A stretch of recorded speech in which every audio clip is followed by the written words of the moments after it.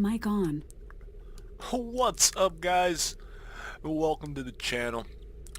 Got a live flight today in X-Plane 11 and an MD-80 by Rotate Sim with some Allegiant colors. Let's first get the fuel for this flight loaded in, as well as our total payload, 34,692 pounds. As you can see, that filled in all of our cargo weights, passenger numbers, and it filled our tanks according.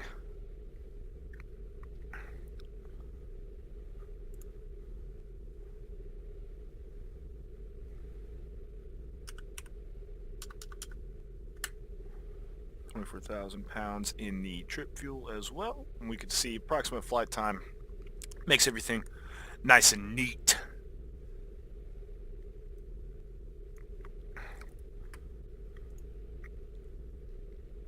We're not going to use a GPU.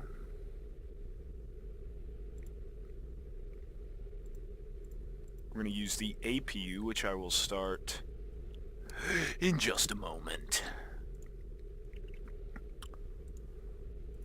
So as I'm running through a bunch of this, what seems to be nonsense, battery switch.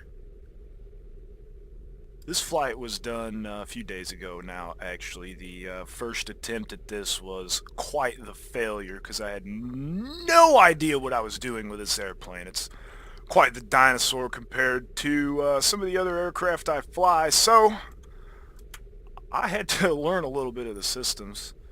Just try to kind of get this thing started up, but we should be good.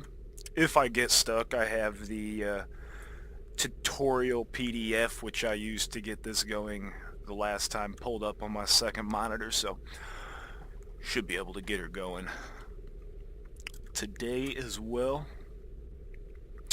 As it's loading, I'm just kind of looking around, panning around the cockpit, showing you guys it is a dinosaur.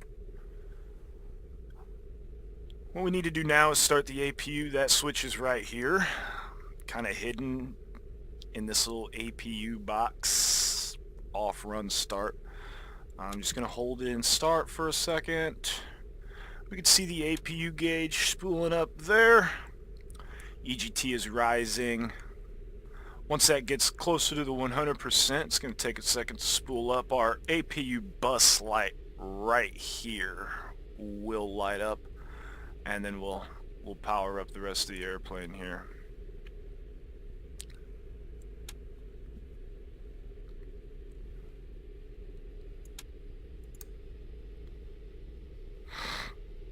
I forgot the start pump, that's why it spooled back down. Oh, whoa! Alright, now that is going to continue to spool and rise. We can hear it continuing to spool and rise.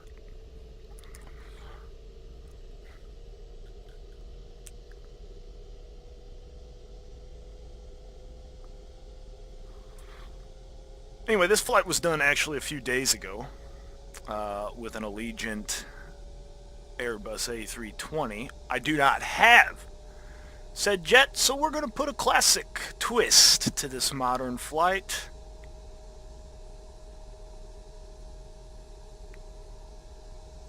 EPU is now spooled up, so we can turn things on here.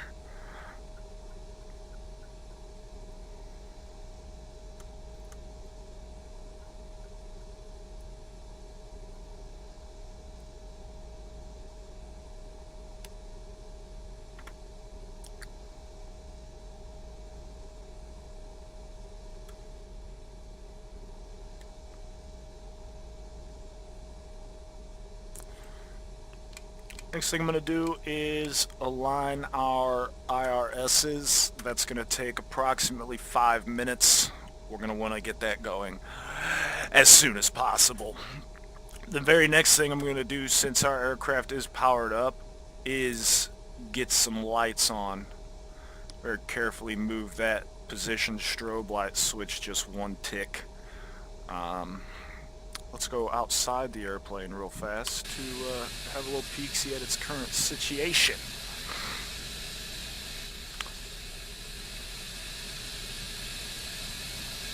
Got some lights on now. We can hear the APU, our gorgeous Allegiant MD-80.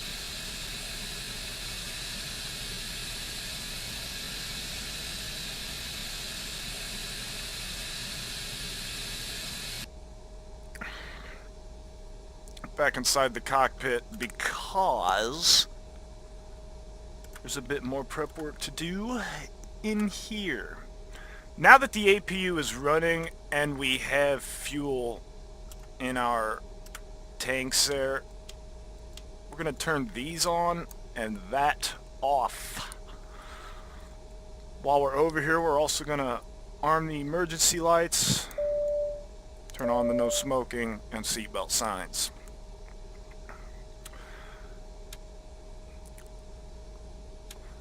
I'm going to pan through each one of these to ensure that they all are reading. And the RAT probe should read 0. That means we're on the ground, so that's good. Back to captain for our pitot heat and such. And then windshield ice goes on. The anti-skid is armed. Turn on the yaw damper.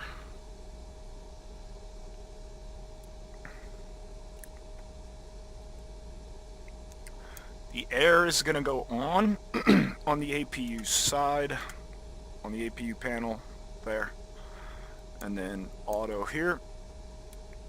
Now, almost ready to supply air conditioning to our passengers, which we'll have to load here momentarily. We will more than likely expedite this here cargo loading. Our pneumatic cross-feed valves go up, and we can now hear the air conditioning. Just kind of shimmy ourselves over yonder. Hydraulic pumps, don't forget about them. Turn them all on. On or high.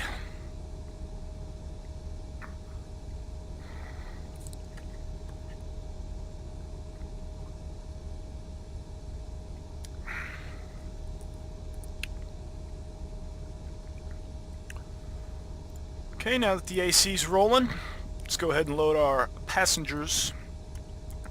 While the passengers are loading, we're going to go ahead and go over here and start inputting some data for our routing and things of that nature. So we're going to originate here at Kilo Papa Delta Golf. Golf Delta. How about dyslexia?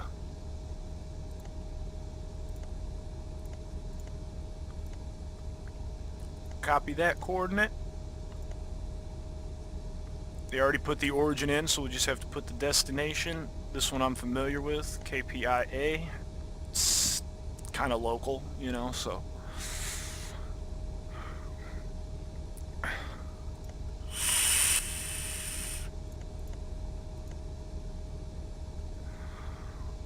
gonna go direct to Logan, or Rogan, not Logan. And then LAL, I was looking at our next nav aid there. And then Patoy.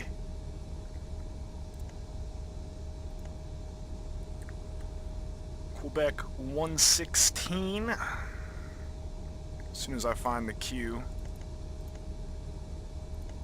Goes right there to Georgia. Or J-A-W-J-A. And then Lima Golf Charlie.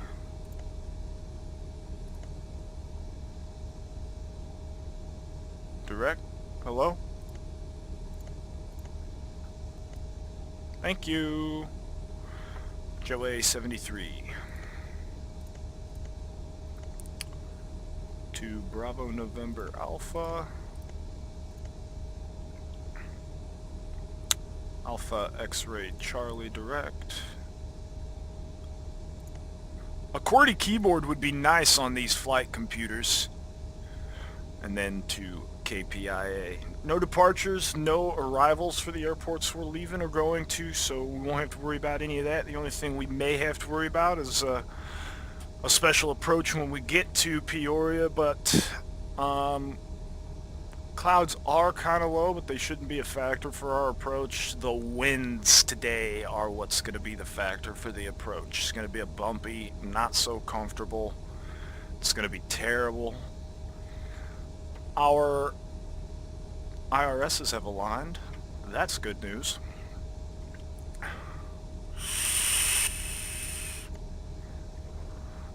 Execute our route. We probably won't be making any adjustments to that until we're up in cruise and getting ready for descent.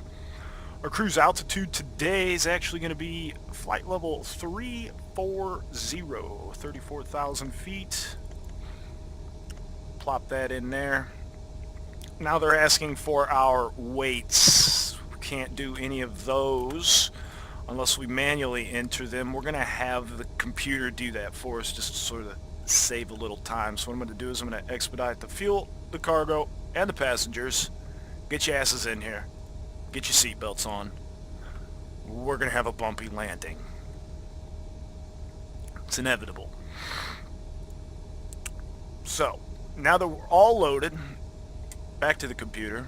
We can just press here, puts all that in for us. 5.0 on the reserves. My cost index today, I'm going to run with 65. Maximum altitude at our current weight is flight level 320. So that's our max altitude. We're going to take her down to flight level 300. What I was trying to do with flight level 340 was mimic where the A320 cruised. That's obviously not going to be possible because we're in a completely different aircraft.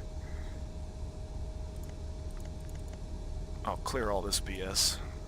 30,000 works for me if it works for you.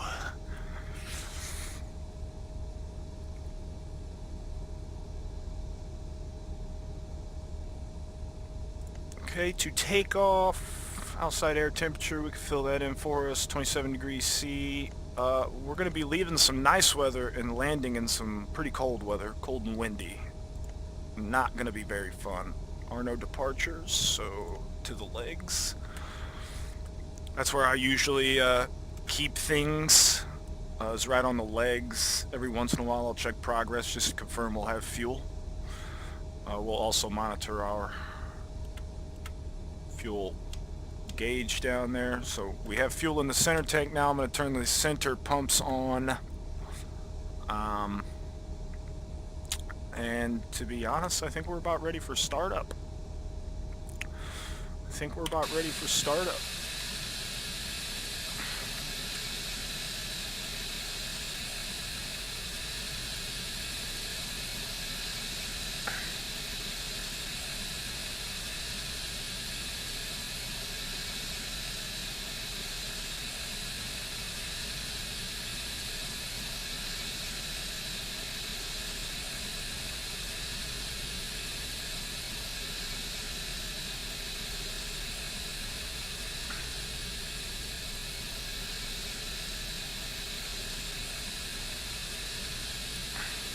We're going to start right here at the gate.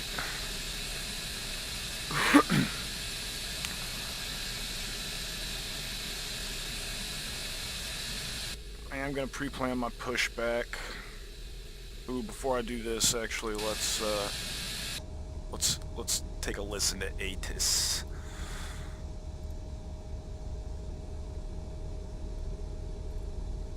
Punta Gorda information echo. 1700 Zulu weather. Wind 240 at 12 gust 20. Visibility more than 10. Sky conditions 8000 broken. Temperature 28, dew point 21. Altimeter 3012. Arriving runway 04. Departing runway 04. Advise on initial contact, you have echo. Alright, information echo. Altimeter 3012. Right there, we're going to be departing runway 4. Let me take a peek at our taxi diagram. Okay, so the originally planned pushback should work. Just pop into this menu. Alright, Captain, got the directions. Let me know through the menu when you're ready. Oh, I will.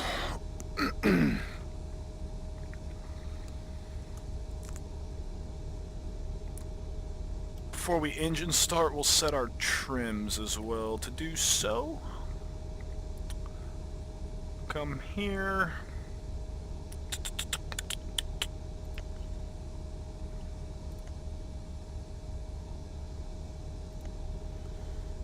CG is 10.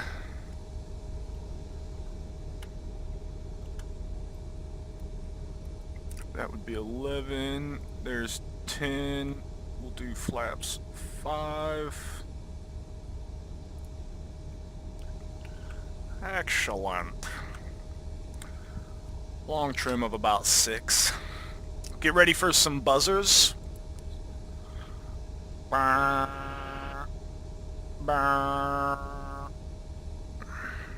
Stabilizer motion.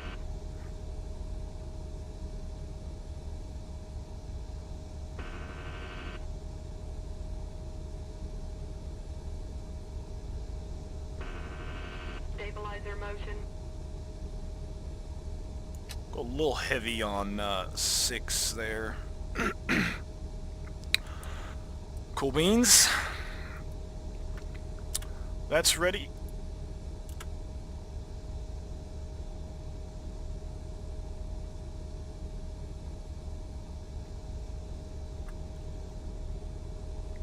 Man, crossfeeds. Okay, parking brake is set. Anti-collision lights are on. Fuel tank pumps are on. Ignition switch. We're gonna go system A. I don't believe it really matters. I just like rolling down on my mouse wheel rather than up. I guess it's personal preference. Air conditioning supply switches! Sorry, ladies and gents. It's gonna get a little hot. Start switch right engine. We'll check for N2 rotation. When N2 reaches 21%, we'll move the fuel levers to on. Here's our switch.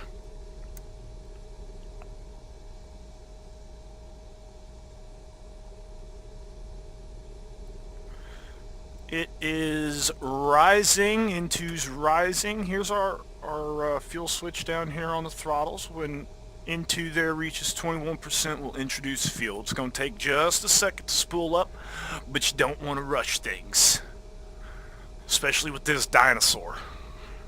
You just got to touch her in all the right spots and she'll do what you want her to do. But if you don't, if you poke her with a stick, she's going to let you know that too and start calling off a bunch of nonsense, like altitude non-stop. Alright, there's 21. We'll introduce fuel. We can see the EGT rising. We're going to watch for N1 to rise. When N2 stabilizes over 50, we'll shut the starter off.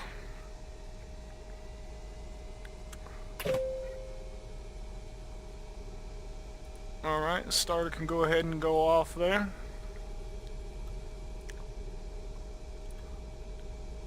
Now for the left engine, same process. Engage the starter. N2 is rising. I'll hold it for about 5 seconds.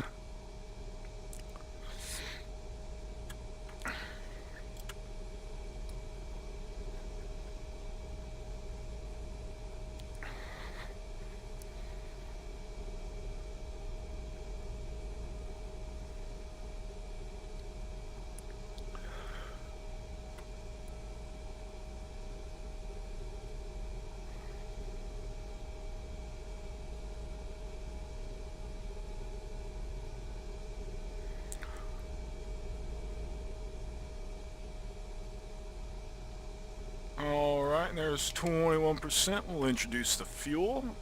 EGT's climbing. N1 is rising. Same process. When N2 stabilizes over 50%, We'll kill the starter, close the guard switch.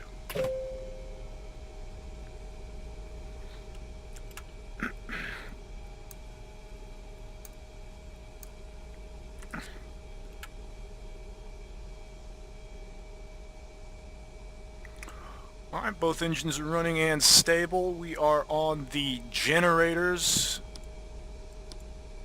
Kill the APU by putting the switch in off position. It will be delayed. It won't be instantaneous, I've figured out. But it will spool down here in a moment. We'll probably even hear it over the idling engines.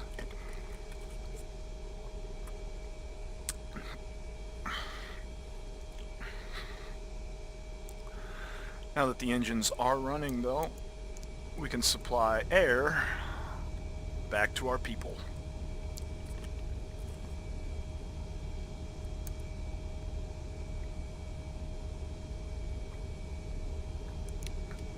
And we can turn the APU air off.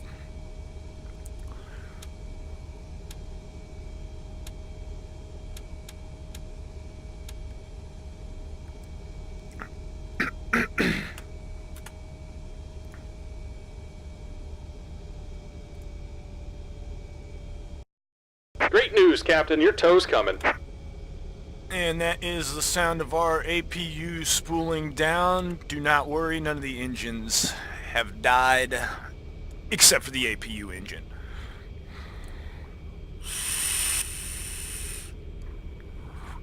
Wow, our tow driver is defying all logic. You just drove through that fence and that pole. I hope you're going to pay for that.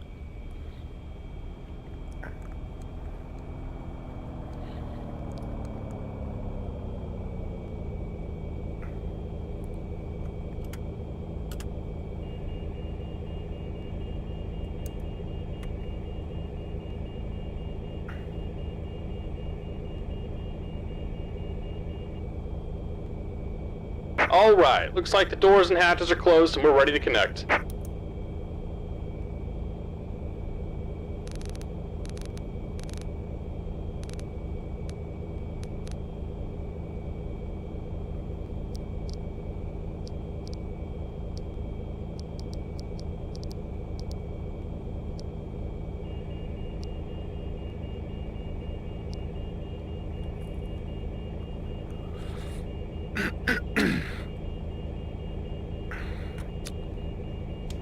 Little secret, if you turn that to map, you can see your route, not just the rows there. Welcome aboard, Captain. Tow's connected, bypass bends inserted. Go and kill the parking brake when you're ready to go. Well, tell me how to live my life, fool! But alright. Here comes the pushback. Here comes the pushback.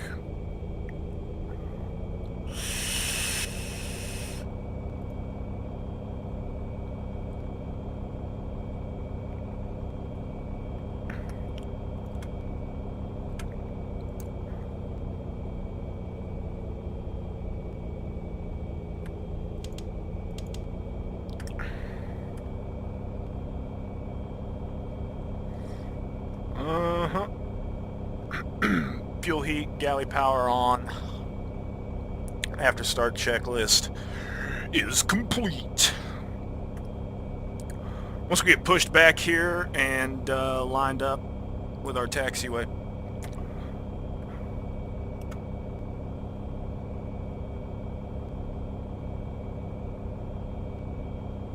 we will lower the flaps.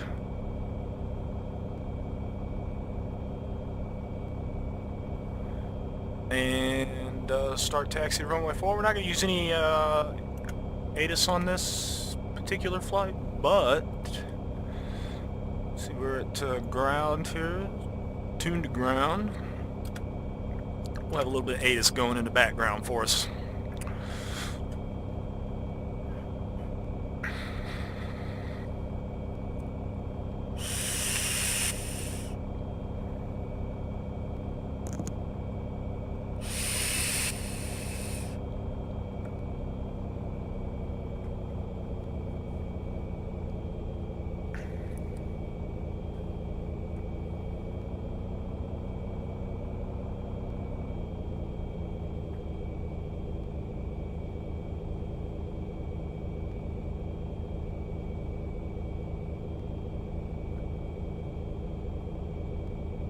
Just about done here. Go ahead and set your parking brake.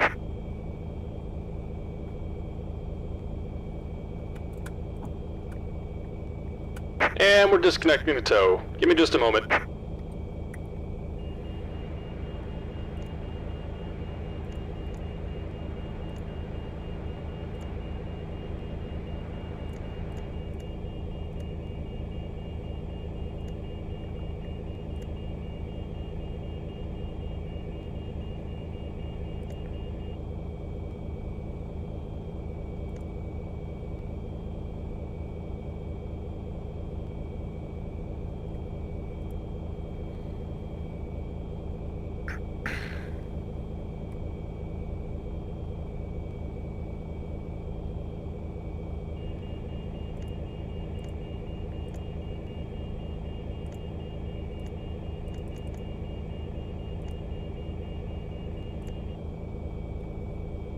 And we're disconnected. Signal and pin on the right. Take it easy and have a safe flight. Hi, Ian. And welcome! I'm fairly new to this aircraft, so, go easy on me if you're familiar with it, would you? Getting ready to taxi here at Punta Gorda to runway 4 for takeoff.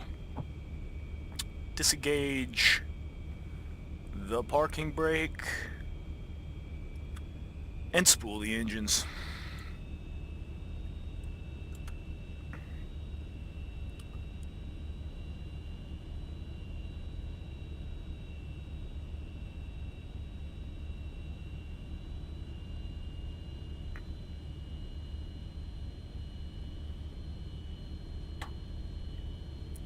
Taxi's easy. We just have to follow Delta here all the way to runway. All the way to the runway.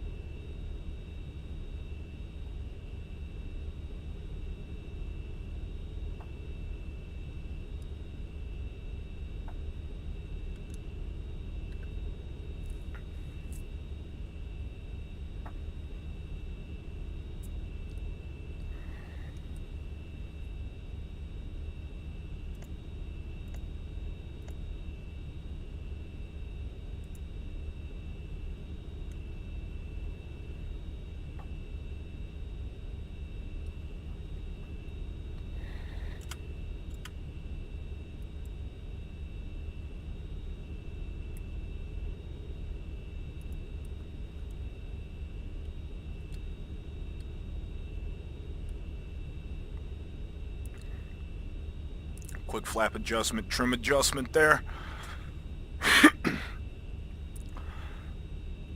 Why do they indicate 5 on the flaps if I can't set 5?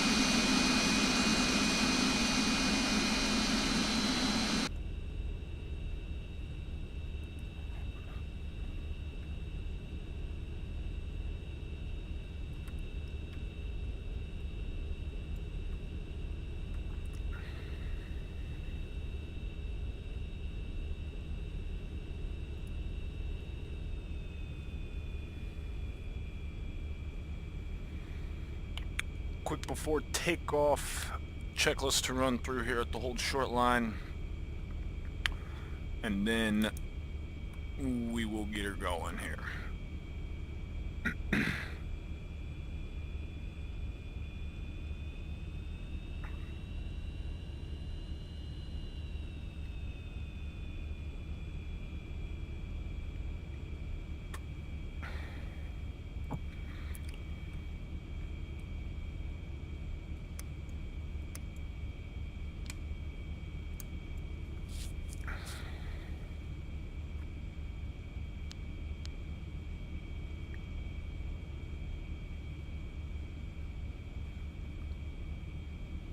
Flaps are set, fuel levels are looking good, engine indications are looking good, routing looks good so far.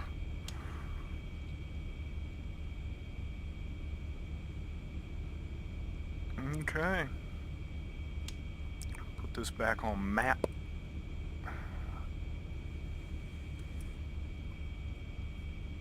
I think all is ready.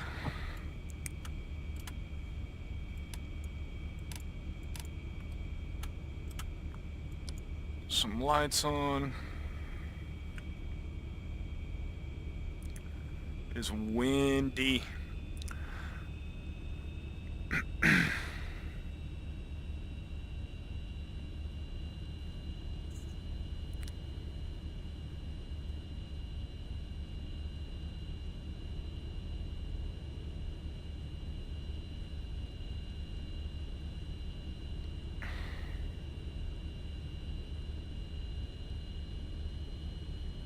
Approaching runway 04. Entered runway 04. 7,000 feet remaining.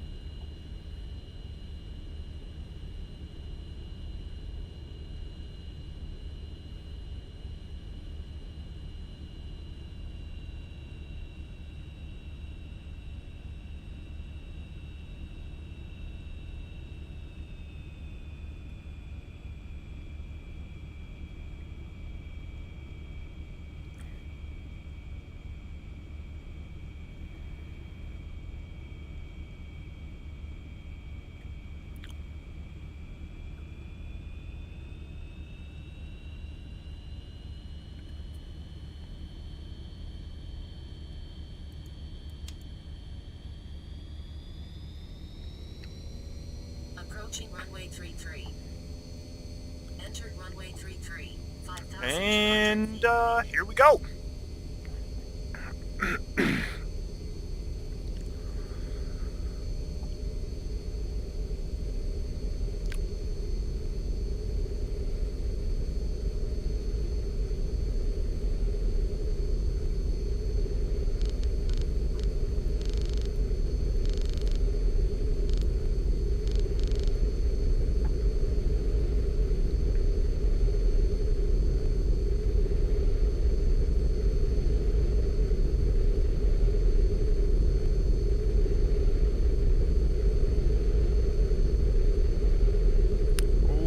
Cow.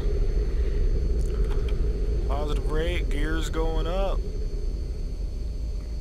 Barely made it off that runway.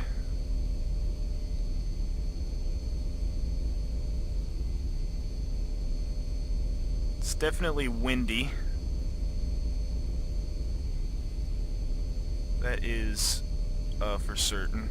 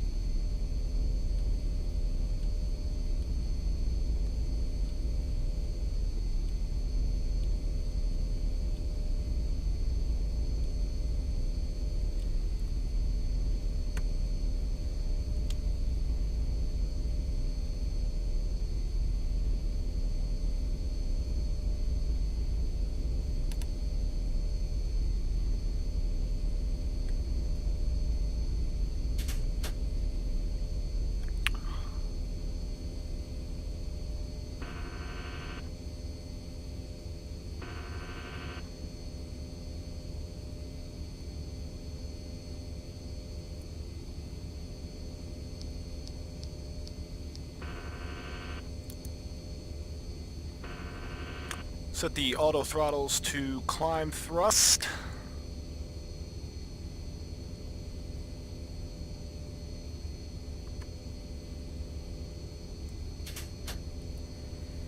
Alright, flaps are fully retracted, gear is up. Autopilot is set. Hey, flight sim!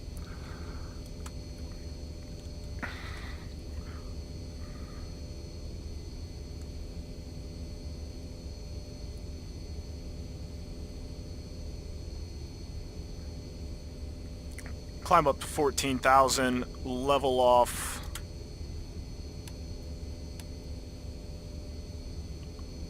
Accelerate a little bit, and then climb up to our cruise altitude of 30,000.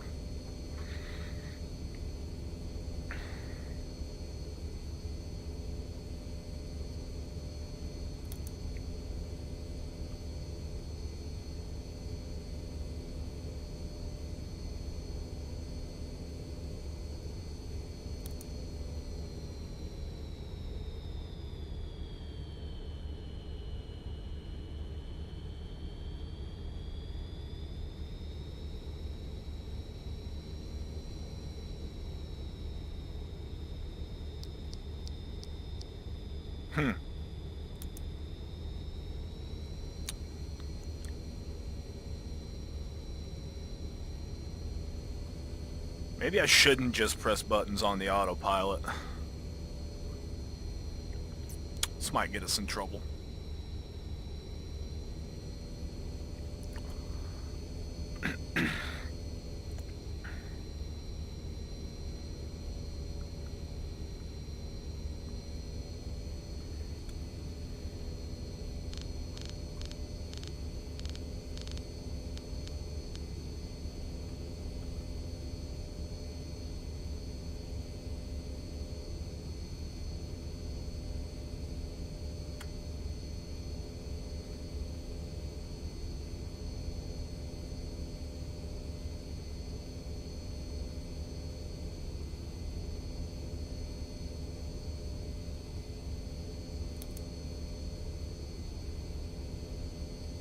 Aha! Figured it out. That's the button I wanted. That one. IIS Mach hold. Listen! Why you always gotta yell at me? Stabilizer motion.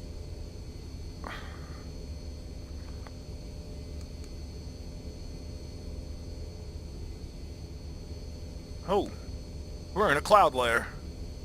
Getting ready to bust out the top like a rocket ship, though. Like a 1980s rocket ship, but hey, no big deal.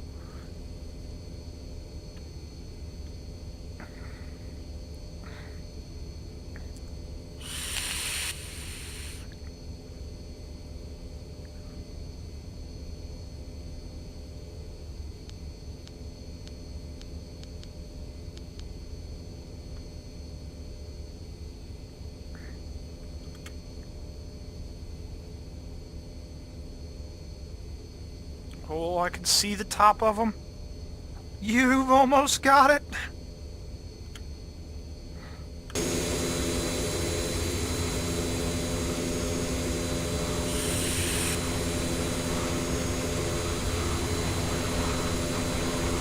Hey.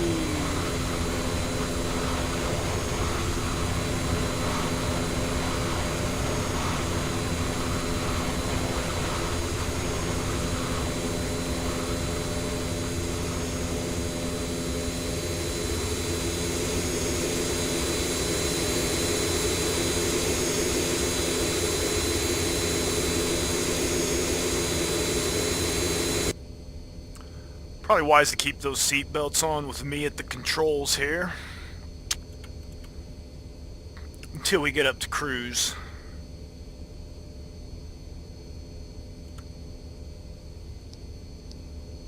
Ah, here's where I adjust this here number.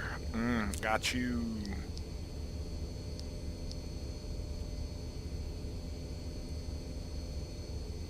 I'm going to climb at 290. Yeah, that's econ climb speed.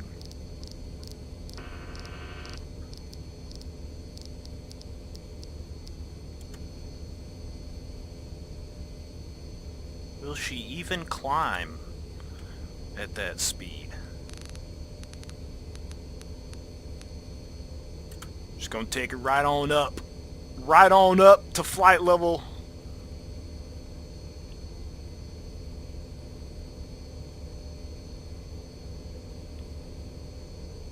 It is very budget friendly. Actually, it's the, how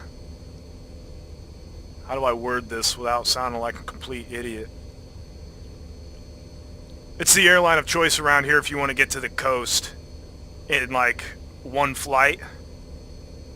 Nobody else around here will do it. Like Delta flies out of Peoria a lot, but they're not direct to where Allegiant flies. Allegiant will take us direct from here to pretty much any coast. New York, San Francisco. They'll take us down to Florida direct. I think I might have had a little bit of weight on this aircraft. But it's also hard to tell. Like, I did a flight in it yesterday, and it's hard to tell when I land. Like, I went back to the replay and realized my wheels were on the ground, and I still thought I was flying it.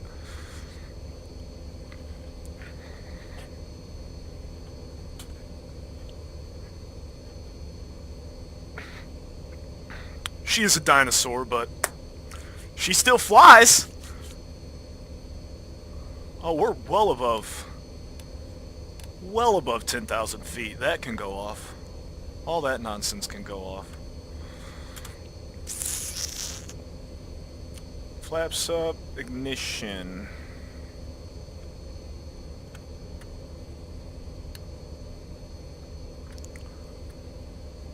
Off. Hydraulics off and low? That doesn't make any damn sense now, does it? Why am I gonna do this? I did a flight yesterday and I didn't do this. Off and low? What?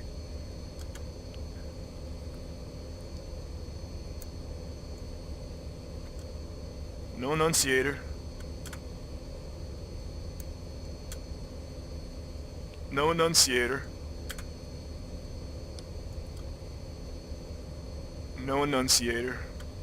Huh! Ain't that something?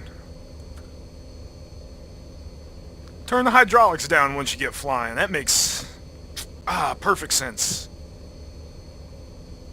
I guess it does because the engines are spooled and I'm running off of engine pumps now, eh?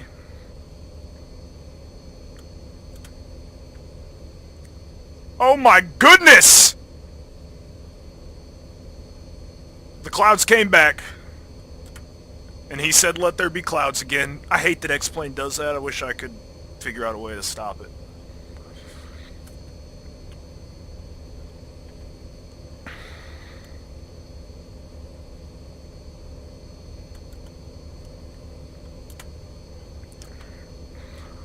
Alright, for those watching, while we're climbing out, let me just give you a taste of the METAR we're going to be dealing with when we get to Peoria here.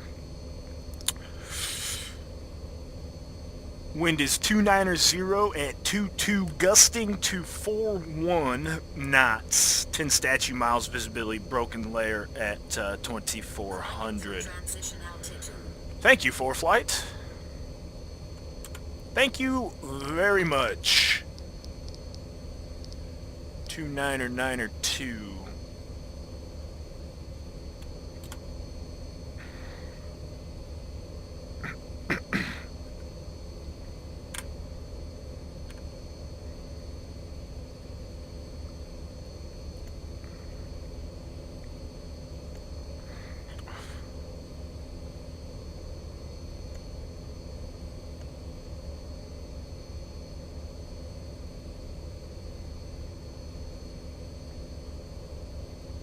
$290 for cruise as well, huh?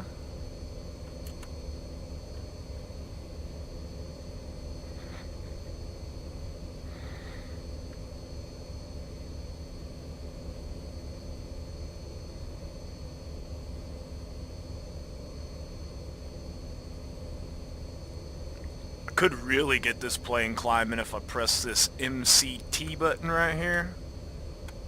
If I could learn how to work the camera. Maximum continuous thrust button, that would be my favorite button to push. Power!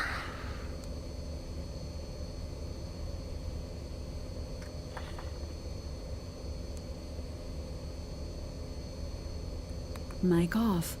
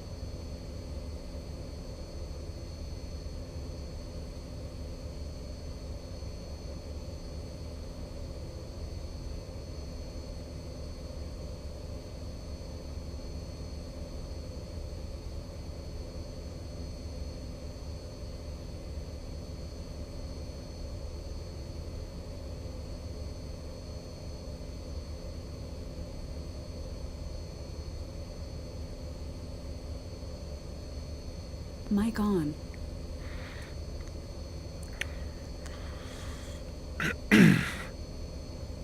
Roughly 8,000 feet to go.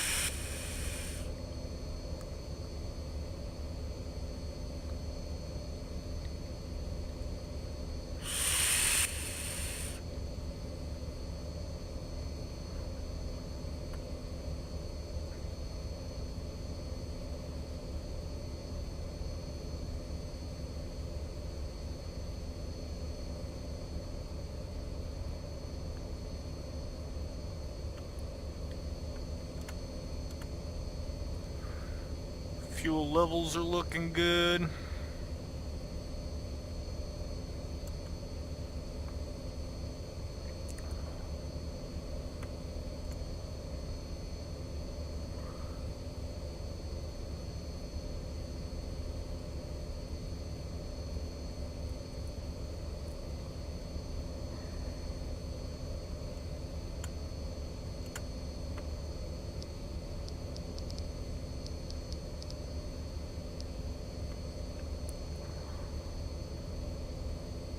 increase our climb here just a little bit.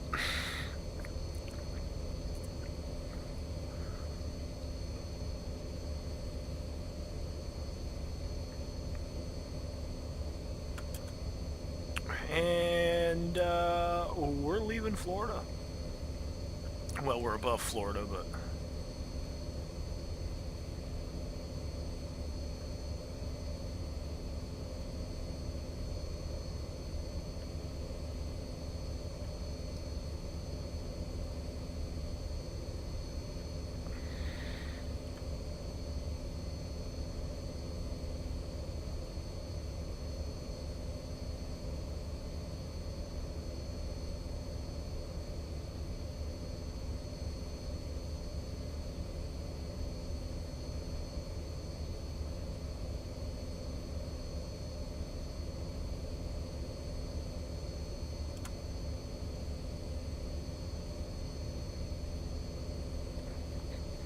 almost 2,000 feet to go.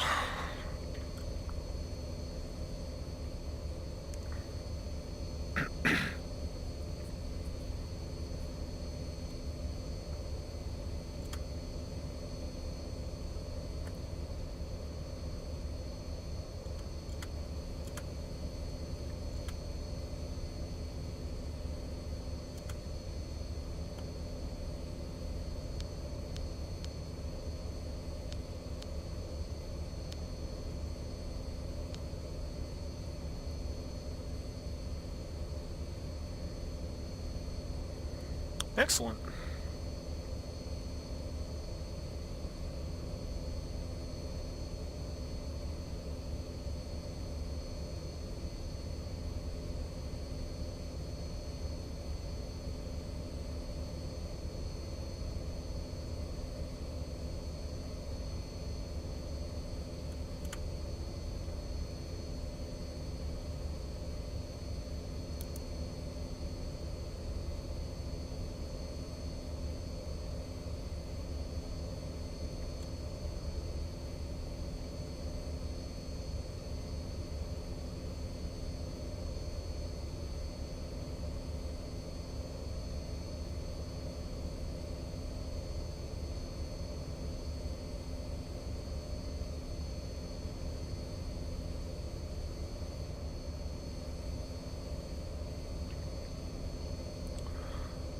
Alright, the airplane is set to follow what is set in this computer now, so... I guess it's gonna climb at 290. Fuck, it's barely climbing. Here's a thought. Maximum continuous thrust. No? Climb? Cruise? No? Alright.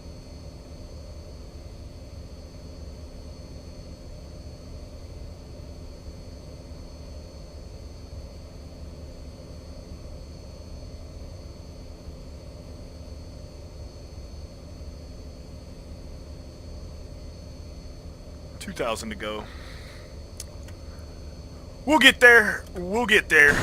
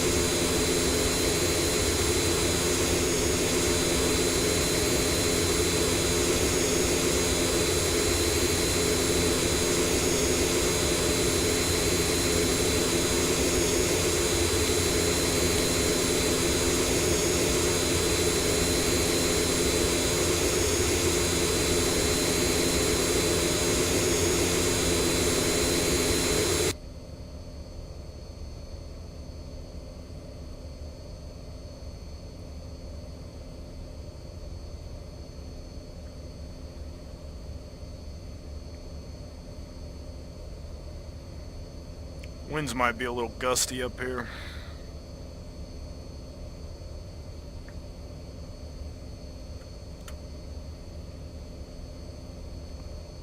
1,000 feet to go though, so we could probably at this point shut off the seatbelt sign. We're going to monitor this center tank here. We're getting close to having bingo fuel on the center tank.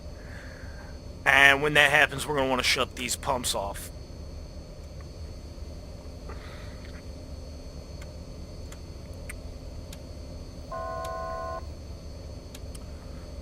Just 1,000 to go alarm that's just happens to buzz a little late.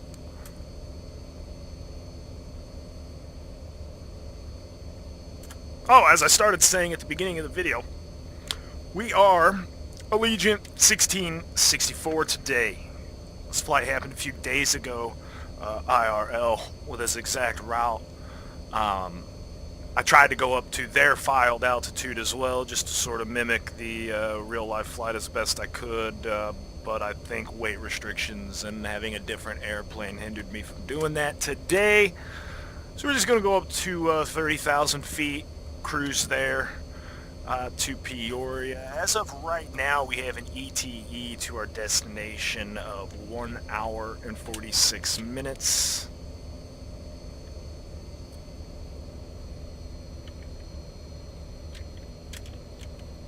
The airplane has now put itself in cruise power, so we're now officially in cruise mode. Still keeping an eye on that center tank there. Also monitoring the other engine indications just to make sure everything is reading normally and all that good stuff.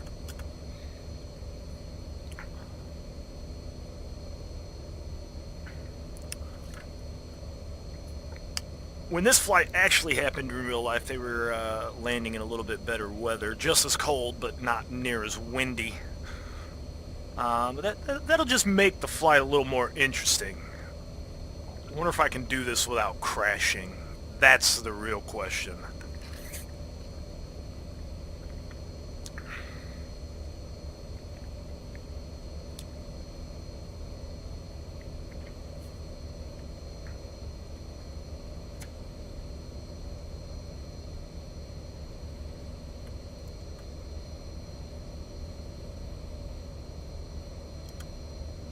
We are getting ready to fly over a little bit of weather. Northern part of Florida here. That's why it's a little cloudy.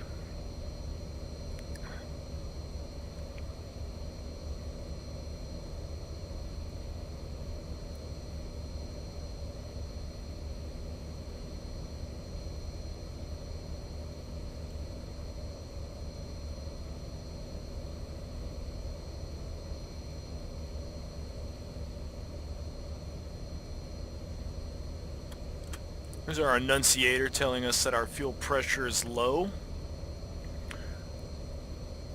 We can see down there that it is quickly going bye-bye. We're now pulling out of the wings. Let's go ahead and shut the center pumps off. Them 4 pounds will remain in the center tank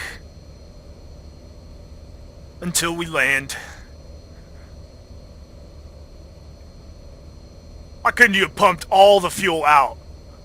You gotta leave 4 pounds in there, huh?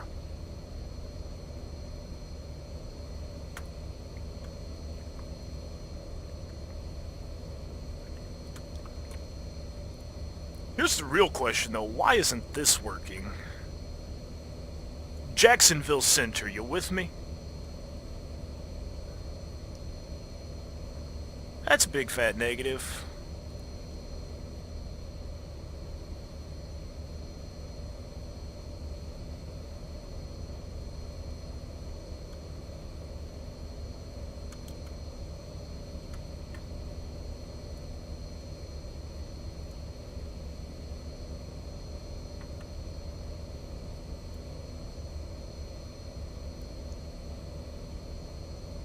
Hello?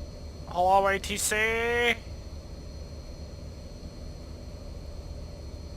It might be because I'm streaming that it's not playing, because I've never had this issue before with it, but I've also never tried to stream with it, and I don't know why it stopped me, but probably some weird shit to do with licensing.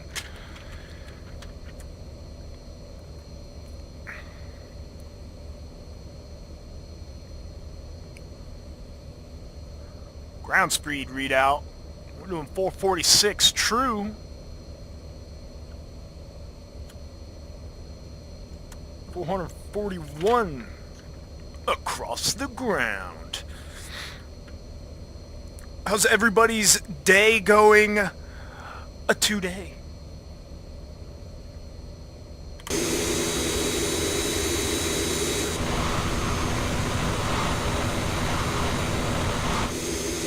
Yeah, ATC's on, Patrick. I'm not sure why it's not working. It's never not worked for me. Radios are on, it's tuned. I could try to pick a closer... Not the control panel. I could try to pick a closer center, but that shouldn't matter. Jacksonville, you with me?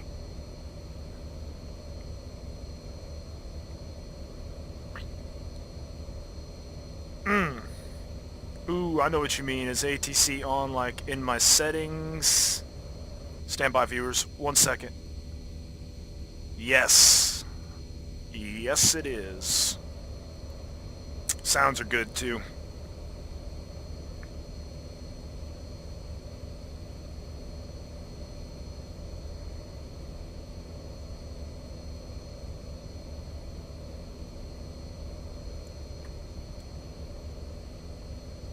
I'm a bit nervous for this landing, I'm not gonna lie.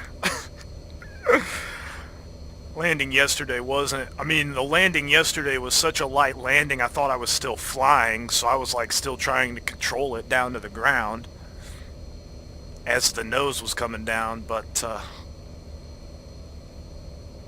I'm probably gonna take that into consideration too much here, and we're just gonna slam it on the ground. It's gonna be beautiful. Surprised nothing catastrophic has happened on this flight yet. Knock on wood! Everybody knock on wood!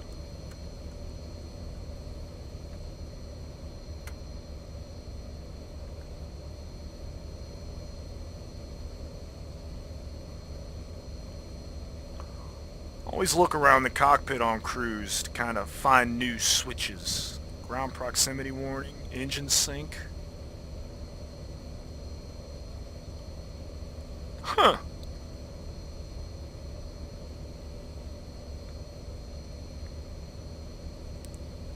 With 40 knot gusts, I'm not going for a buttery smooth landing. My goal is to get the airplane on the ground, and if the passengers want to gripe about it, you know what? You fly this airplane in 40 knot gusts. Let's see if you could do better. If only a pilot could actually say that to a passenger that griped about a rougher landing in bad weather.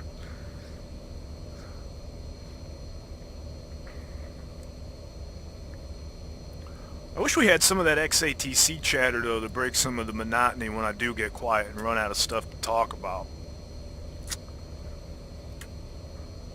It's hard to just ramble for 2 hours.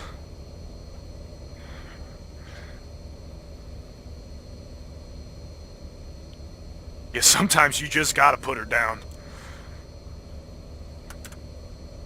I was listening to some Mayday ATC on YouTube yesterday as I was messing around in the Archer, and some of those guys get hot-headed, but most of them calm, cool, and collected. It's crazy how cool a pilot can be when he's about to run out of fuel on a jumbo jet, you know? I'm 3,000 feet above the ground, I got 30 minutes of fuel, and I gotta go around. Oh, criminy. I'd be pooping my pants at the missed approach moment. I guess to them it's just another day in the office. Yeah, kind of like you are now. Thank you, Patrick.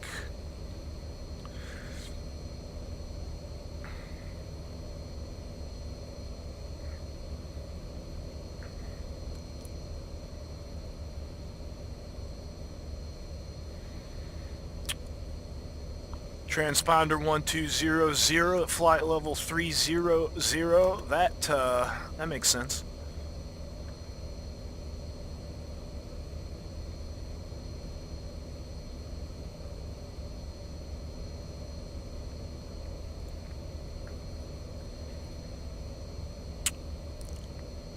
Do you use Streamlabs, Patrick? That's a real question. When you do stream, do you use Streamlabs at all for like the overlays and the fanciness?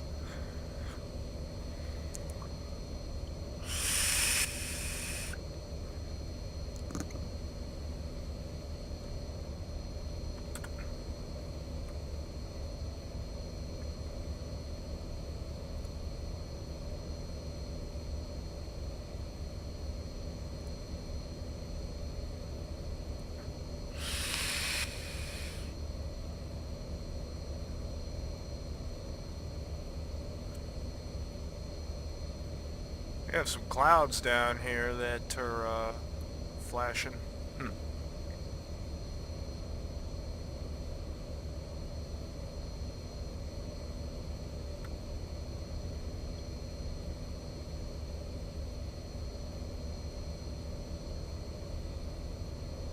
I can't get OBS by itself to record properly. It's always like jaggedy and stuff. I don't know why.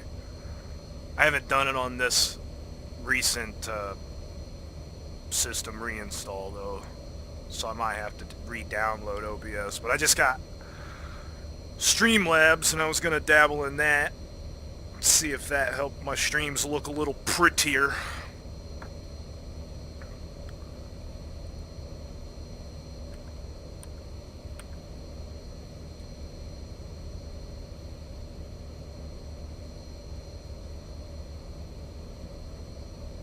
Huh.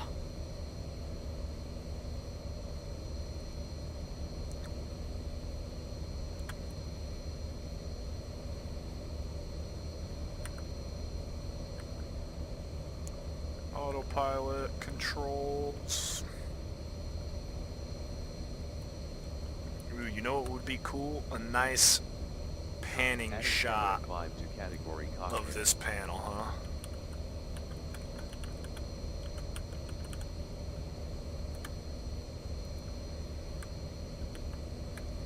Let's get down low with it.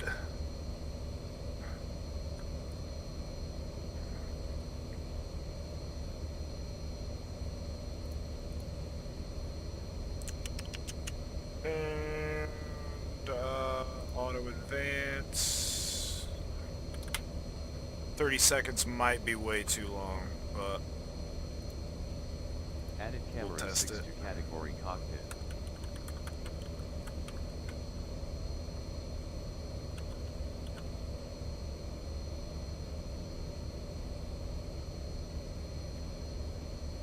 Oh, this isn't using OBS. This is using Shadow Play, whatever they call it. GeForce Experience. That's it.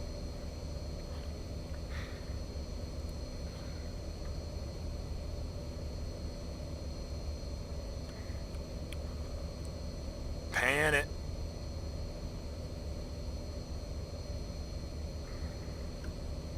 Just like that. We'll do 20 seconds. Save. Wrong button. Boom. Now 30 seconds for sure.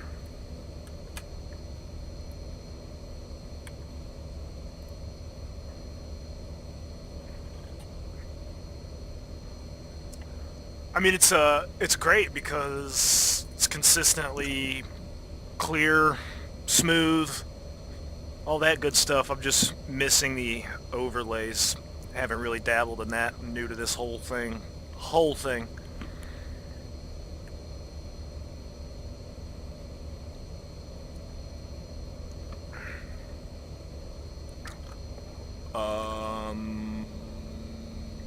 Okay. Save it. Boom. Back to the pilot's seat. You see a lot up here from 30,000 feet. Oh, when the engines spool down like that quickly, it scares me because I think they've died.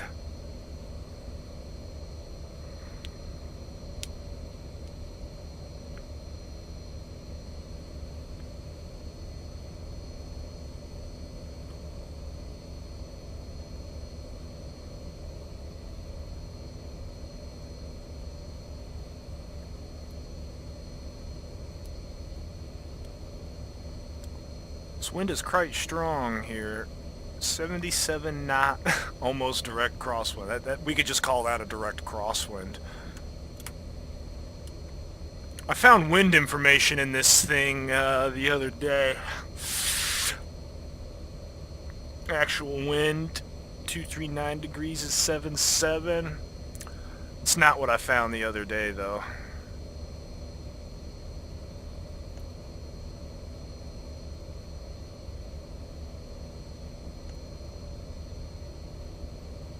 No.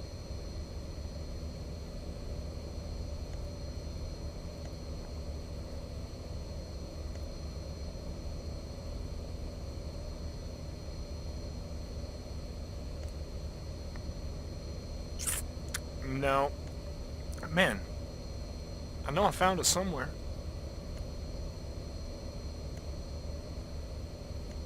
Aha! Here it is. Tailwind. 5 knots. And we're dealing with a 77 knot crosswind from the left.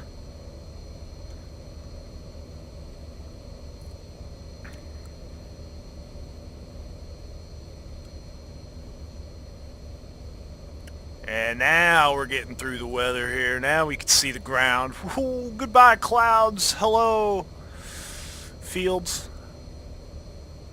I don't have any really good US scenery, guys, and I'm sorry. I do have some UK scenery, but you don't want to fly in that with these jets. We'll see you back here, Patrick. Thanks for joining me on this flight, by the way.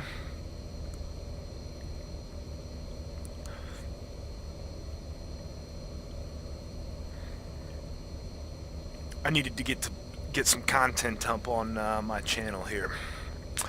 Pretty badly. Needed to get some content up.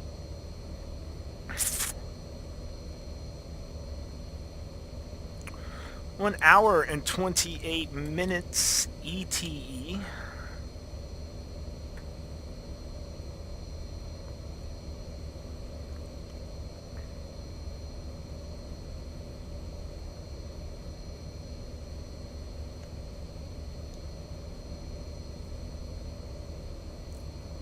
Once we get a little closer to the airport, I'll check my fancy 4Flight app and we'll figure out what the best approach option is going to be for us. And if we have to, we'll tune the ILS frequency into what I hope is this bad boy right here. Yeah,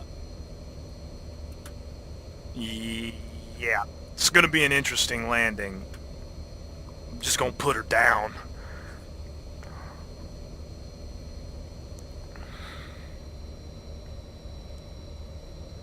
The engines didn't die, ladies and gents. They just downspooled for a second very quickly. Scared me. That's okay. Let's mess around with this bad boy for a second, shall we? Not that it's going to pop up with anything right now. It will if we put it on test. Look at all those colors. No? Alright, back to map.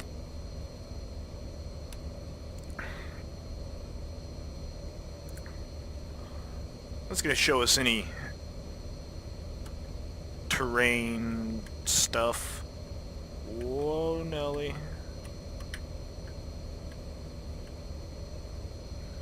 Okay, here.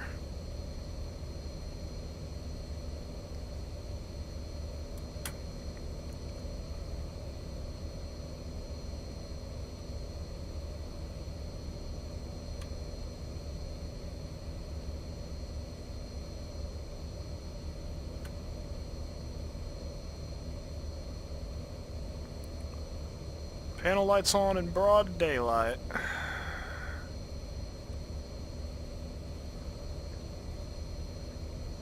The lighting some of these developers put in these airplanes is quite good.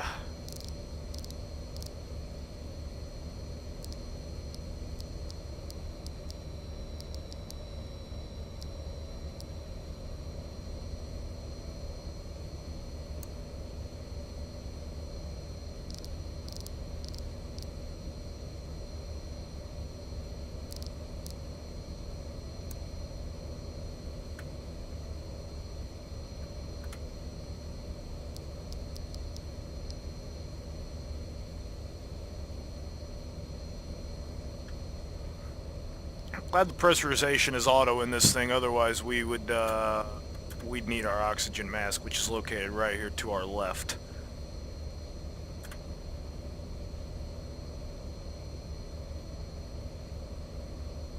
Oh blah, oh my god, it's not even modeled? Please tell me there's another one. It's negative on that, Ghost Rider. No oxygen in this aircraft. Wonderful.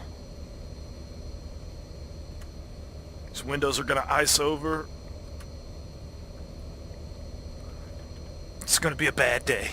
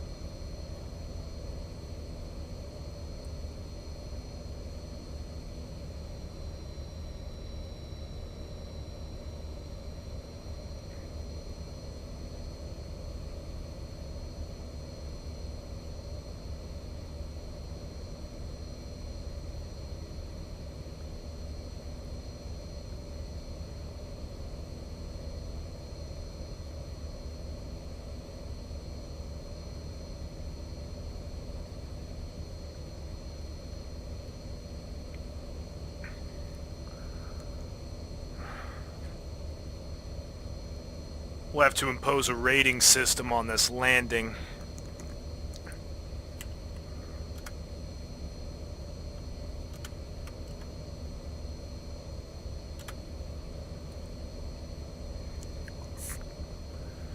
Fuel's got a bit of an imbalance, but that could be because of the APU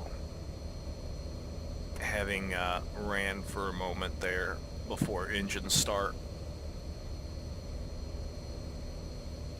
Back into the clouds! Well, back over the clouds would be the correct term, but sometimes it's fun flying through the clouds. I remember I got to fly a Twin Commander one time. I was with a flight instructor.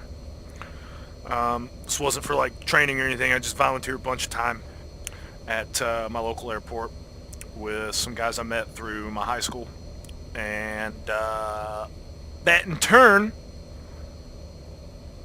got me the opportunity to fly a Twin Commander, completely unlicensed, still in high school. Obviously there was a licensed pilot with me. Obviously he was piloting command, so it was really fun. On descent into Peoria, we were bringing it back from Chicago to down to Peoria for some maintenance work. It's annual. There was a little cloud kind of right in our path, and he let me fly the descent. And I was like, can I fly through that cloud? He said, absolutely. So I pointed that airplane right through that cloud, and we busted through it quicker than I could even blink. It was fun. My sweet tea is now gone. I'm gonna need another one. Give me just a brief moment. I will be right back with a new beverage. Michael.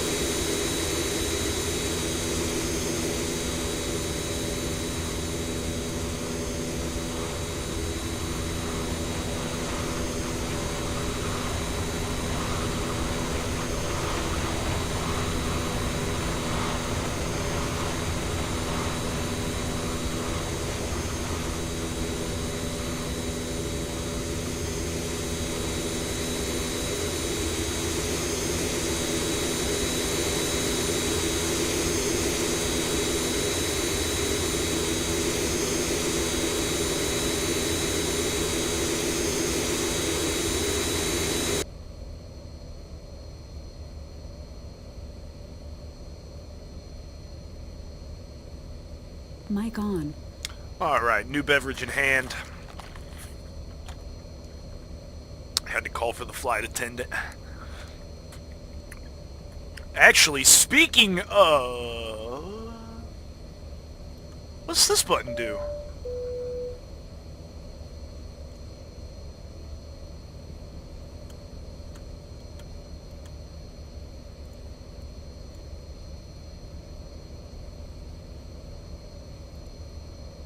Oh! Did I just discover something? Look at that! Ooh, let me adjust something real quick so we're not moving at a snail's pace here. There we go, holy shit, now we're flying. Let's go back. Let's go all the way back to the engines here. Ooh, look at these seats. This is where I would want to sit. Well, maybe up here in this row. Let's go in this row here.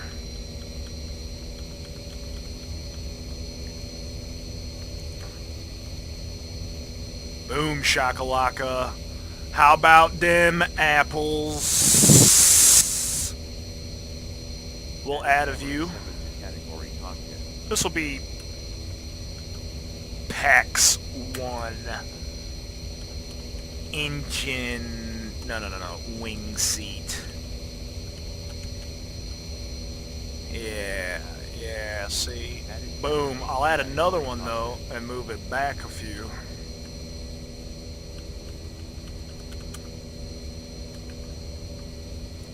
Okay, now we don't need to move like such madmen, do we, guys? Nice, easy. Nice and easy.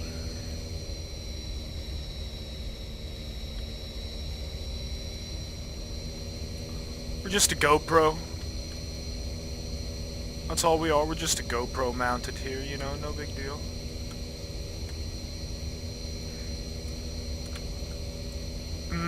We'll name this PAX 2 engine seat. And we'll save it.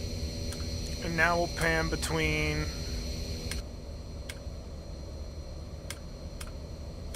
Cool. We got some passenger seats. I'll be able to give some replays of the landing. Hopefully it's... Oh man, hopefully it's not a complete embarrassment. It's probably going to be a complete embarrassment. Just prepare yourselves now, guys.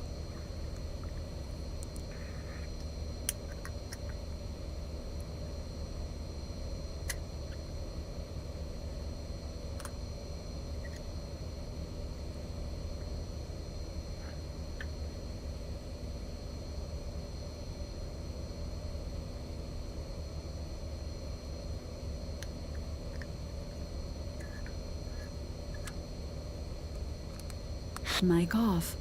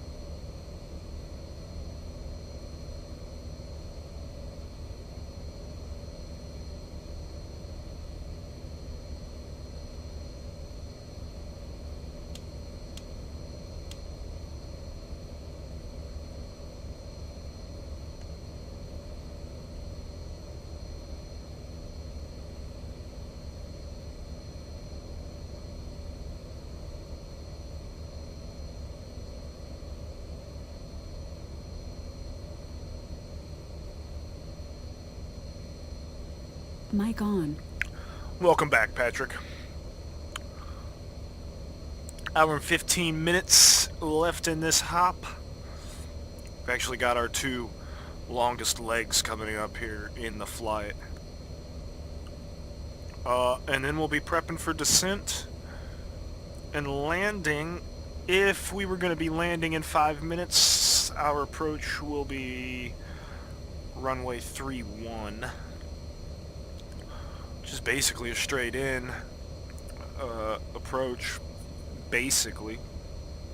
We could run it straight in, but we'll probably go from the PIA VOR. I'm gonna try to at least connect to the ILS. I don't think I have the balls yet to press that button in this dinosaur.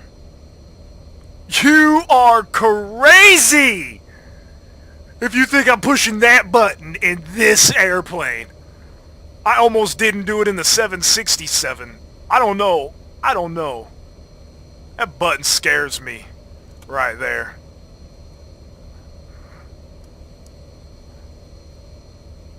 There ain't no way. No way! No! No! No! No! No.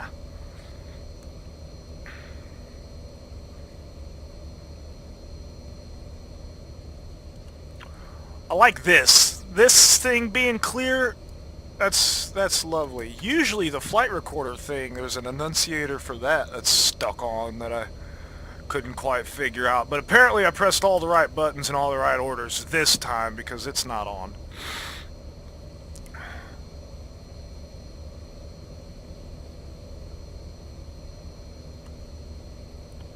Whoa! Why isn't that working?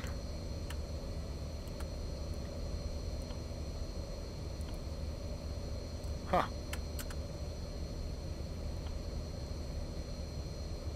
All them displays light up.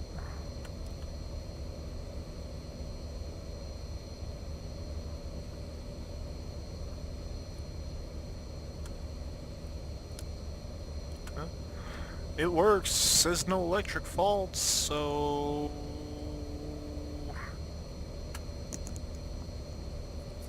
I'm just gonna send it.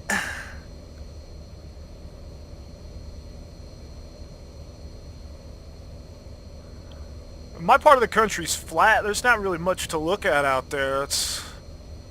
Well, got a little town down yonder. If I zoom in far enough, it'll become pixelated.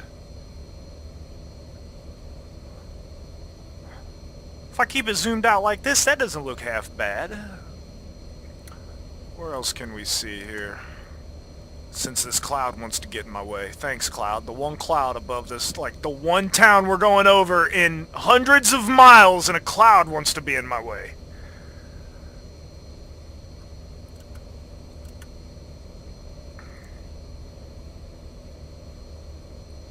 What do we have around here that people would, like, fly here to do?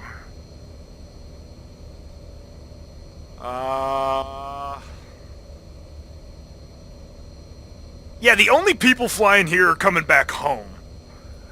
Nobody's gonna fly here to do something fun.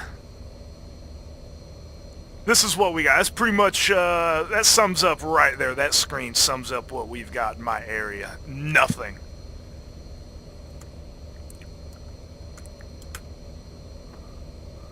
I guess some people may fly in for concerts that happen at our Civic Center, I guess. If you're really, like, die hard to see Ariana Grande or something, you might fly in. What else do we have around here? Everything's, like, pretty much just up in Chicago. Nothing really central Illinois.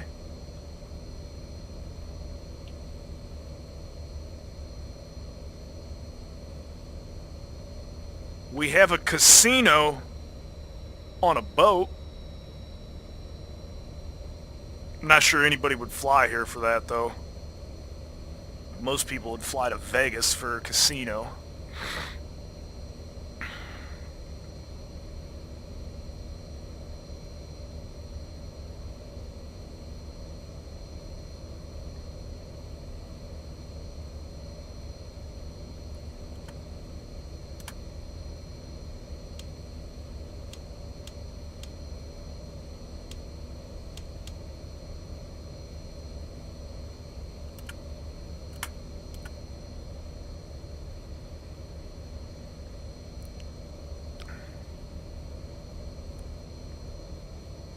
What would somebody... No, there's a hockey game? Do people fly around and travel for hockey games? To watch? There ain't nothing here. Nobody flies here. Unless they're coming home.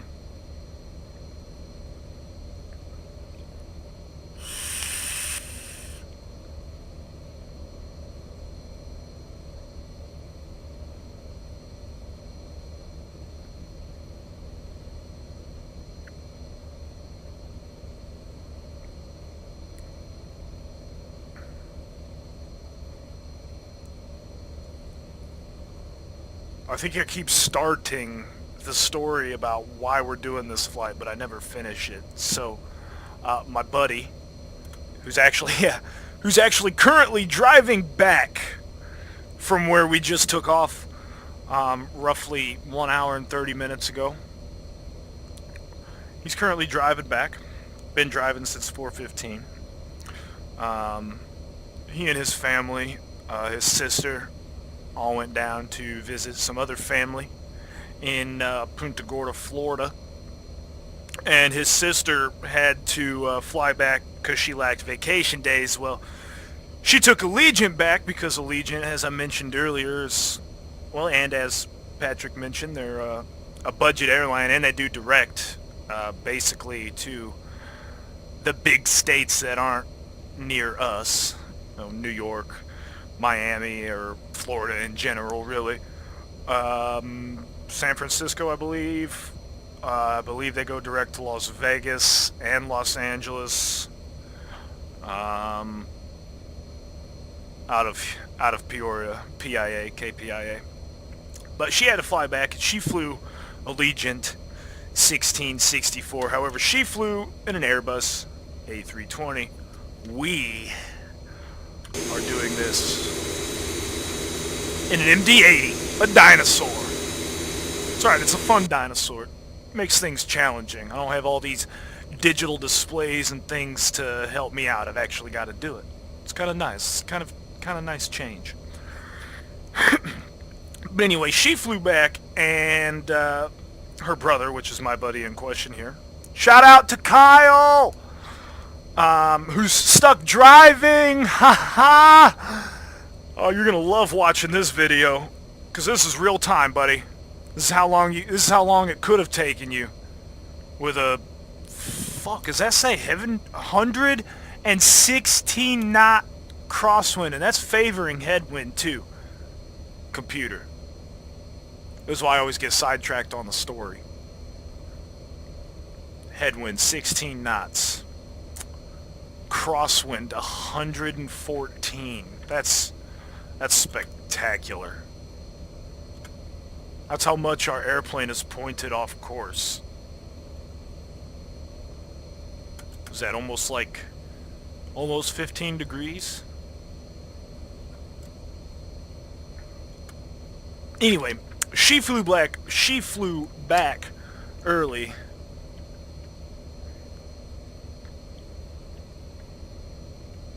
Allegiant did? Patrick? So Patrick says they at one time, I assume by they he means Allegiant, had the worst safety record when they only had MD-80s in the fleet. And he does mean Allegiant. I did not know that. That kind of makes me chuckle. Wonderful. So we're in a very unsafe aircraft in an airliner that may or may not be notorious for having safety issues here. Huh. AllegiantAir.com. Book your tickets now. Anyway, she flew back early, and she flew in an A320, which is probably a safer bet there. But we're going to do this in a classic airplane, hence the title, Classic Rendition. So this is a classic rendition on a modern flight. We're doing it on a different day and with different weather, just to make things a little more interesting, because take a look at what's outside this airplane window. Yeah. Oh, Lord.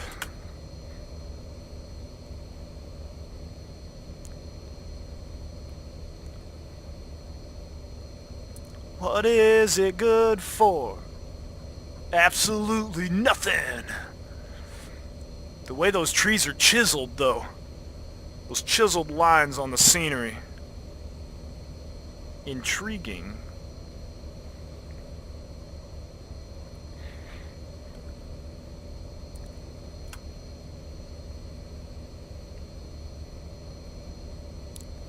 Gotta love default.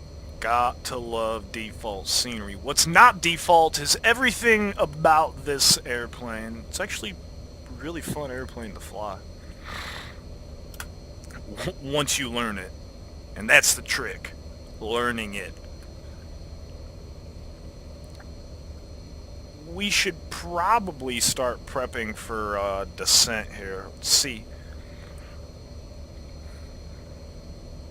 We are going to descend using the FMC computer down yonder. So that is going to calculate our descent. If we have to, we'll go into the legs here, which I already started to do at PIA. I want to be at 220 knots, 3,000 feet. We'll pick up ATIS, which we should be able to do no problem. Once we get a little closer.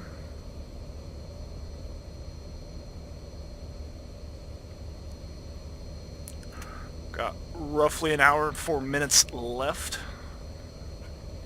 We will be descending in probably 40 or 45. Depending on how economical they want us to descend.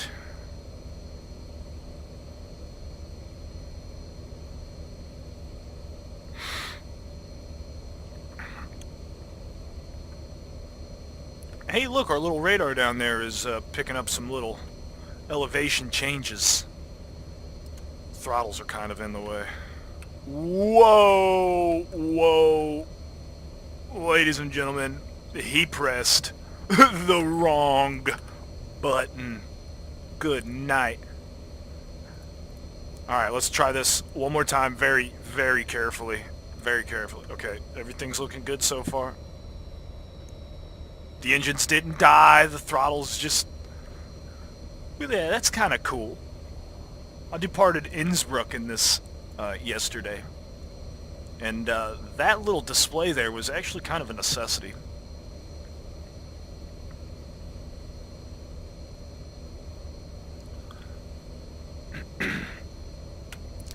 That is nice seeing little waterways and stuff though. That, I don't know why, but I always think, if we had some floats, that right there might be a good spot to land. Or right there. Or right here. Or right here. Or right here. Depends on where the wind's coming from, you know?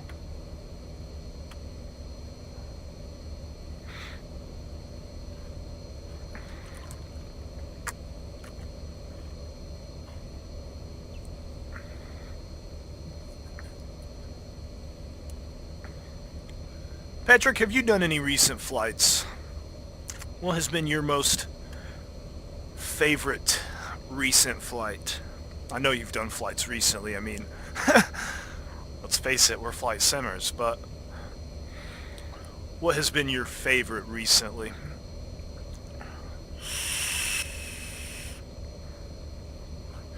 Or anybody else for that matter, not just Patrick? How about that? How about you comment your favorite most recent flight? I don't even know if I'm saying that right.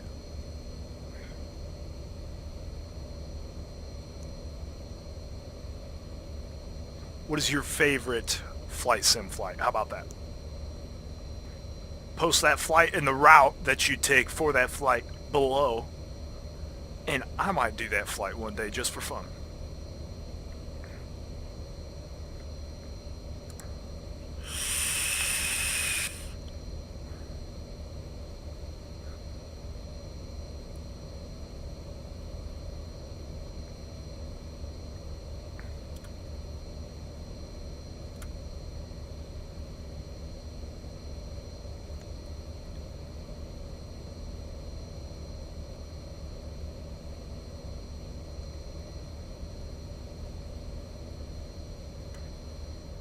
Well, this thing you can move to. It's kind of cool.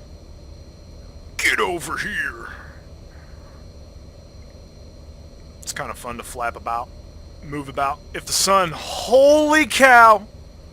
I hate how X-Plane does that. That's going to happen every 30 minutes, by the way, viewers. The clouds are going to abruptly disappear. Them shits is high.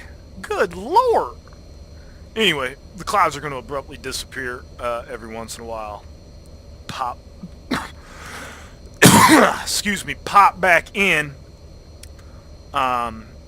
It's just something I've learned to deal with on X-Plane. I'm not sure how to stop it. If anybody knows and wants to let me know, I'm all ears. I love doing Miami to Princess Juliana, but what I don't like about me when I do that route is I don't have a big jumbo jet like a 747 that would be the really fun one to land at Princess Juliana. Although, I reckon I have done it once or twice, maybe 3 times already in my, is it Flight Factor 767? I have so many airplanes, it's hard to remember some developers of them. I'm 99% certain, don't quote me on that, I'm probably more 80% certain it's Flight Factor. No, I'm 99% certain it's Flight Factor, because the more I say it, the more familiar it sounds. Flight Factor 767 300 ER Professional Extended.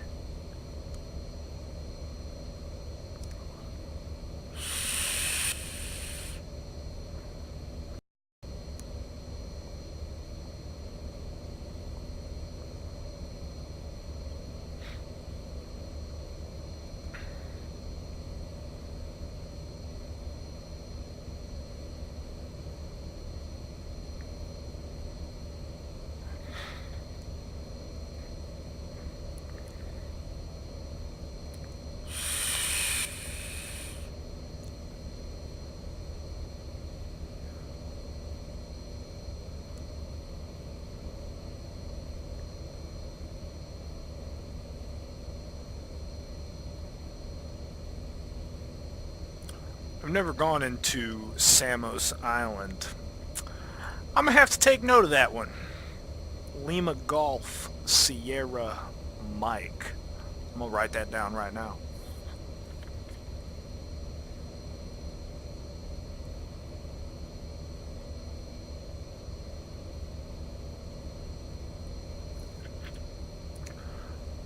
I wish my local airport had arrivals. But we don't get arrivals. We only get approaches at my airport. And it seems the winds are going to favor runway 31. So, what we're going to do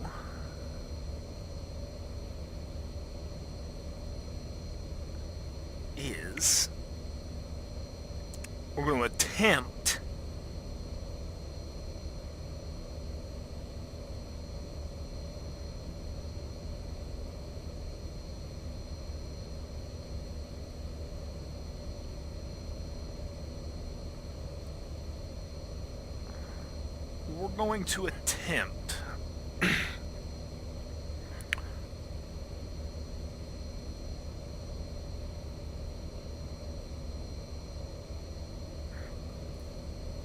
to shoot the ILS.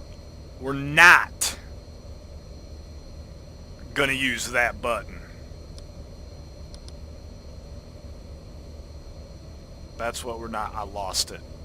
It's lost. It's right there. Oh, you can't even click that button. Ha! Learn something new every day, don't you? Well, fantastic.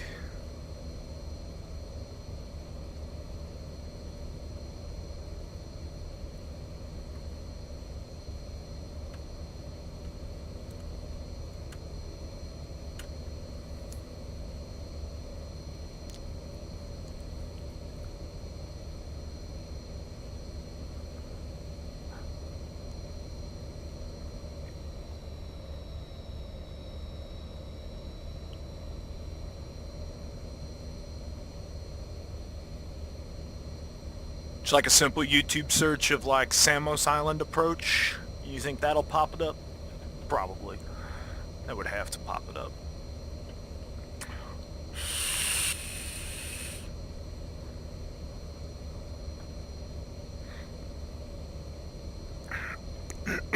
Alright, we need to start getting into descent mode here. I can see our top of descent there indicating, and that's going to change because we need to put in our approach.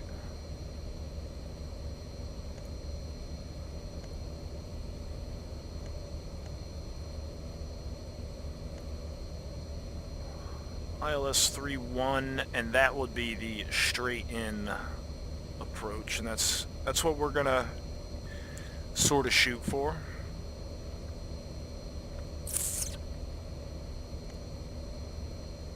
Look at all them discontinuities. Get rid of that. Execute. Legs. Where are you going there, hot sauce? What you doing here? Take it easy on me now. Don't do anything I wouldn't do as a pilot, autopilot. Not quite sure what you tried to pull on me there. I'm watching you.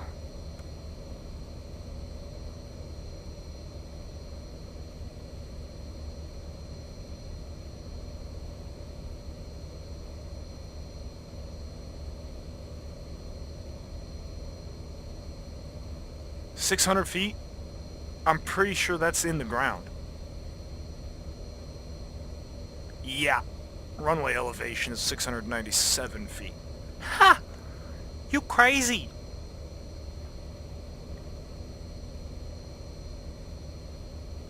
I think what they actually wanted to put there was 180 and 2,400 feet. That's what I really think they meant to put there. Thank you!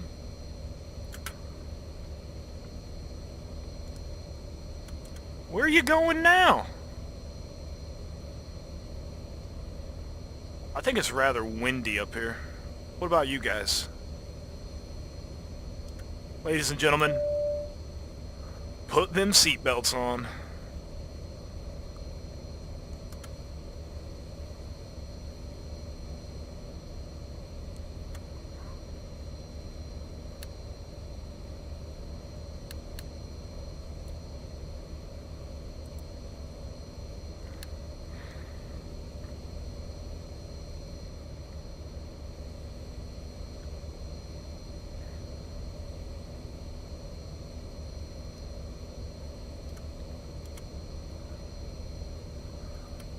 Let's run through some descent checklists here.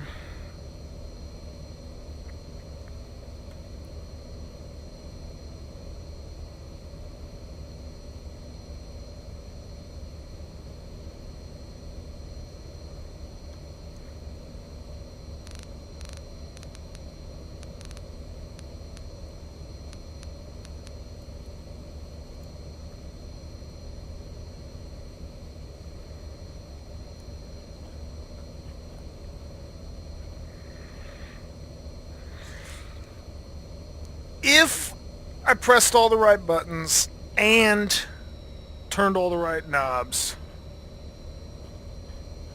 this should work.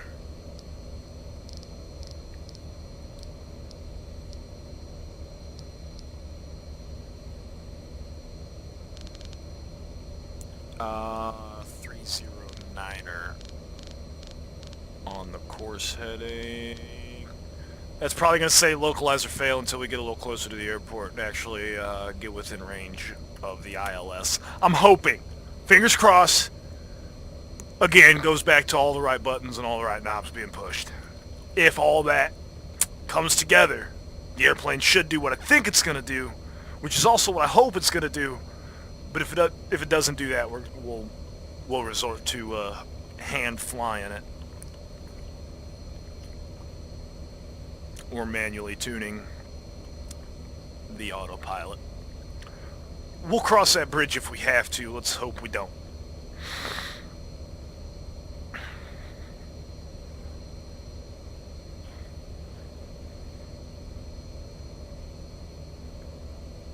All this tea is going right through me. Allow me a moment to use the restroom. I'll be right back, guys. Mic off.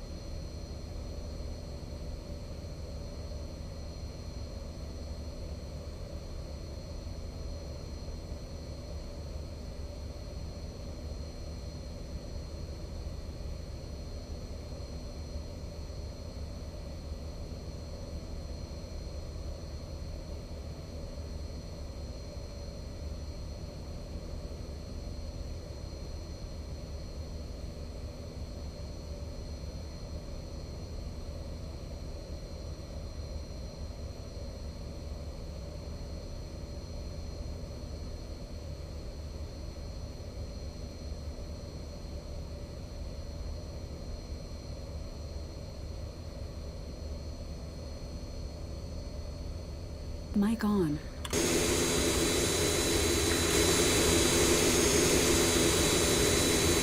Alright, I'm back. Let's take a quick peek-sees at the outside.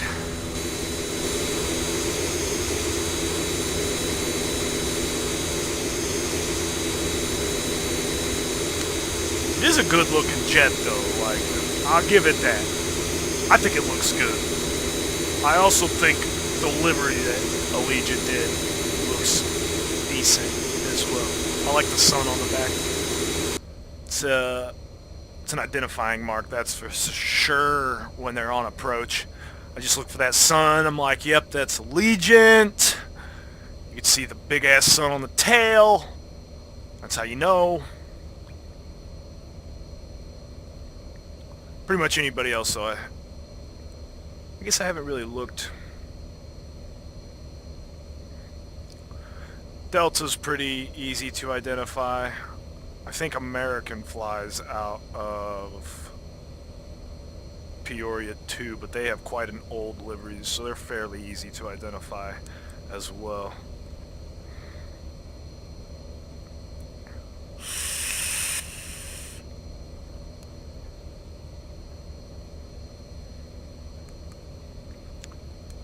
Ooh.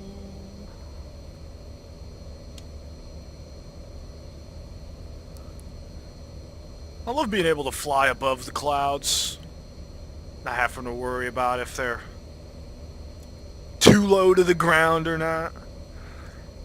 Yeah, Southwest is an easy one, definitely. They're all color, good lord.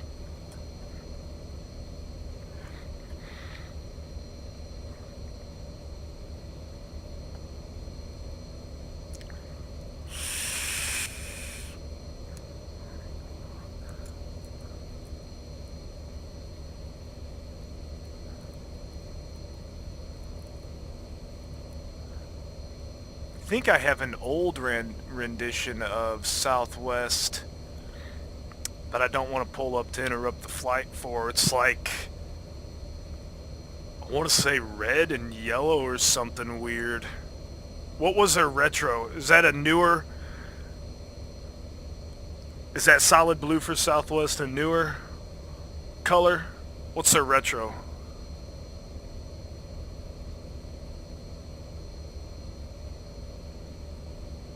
This is gonna bug me. I might have to pull it up.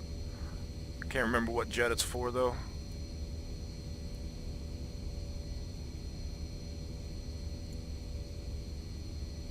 Yeah, blue, red, and yellow.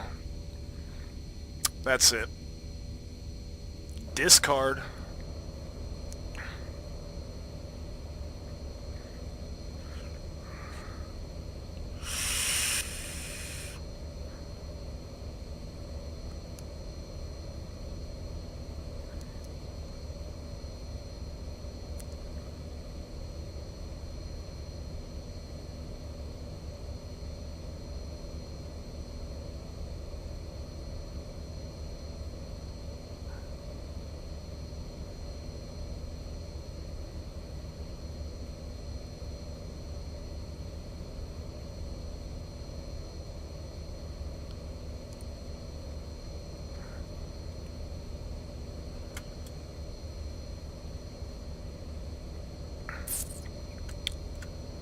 Let's check the METAR at our destination airport again, see how bad this this landing may or may not be. So we've switched from broken to overcast now at 2,700 feet.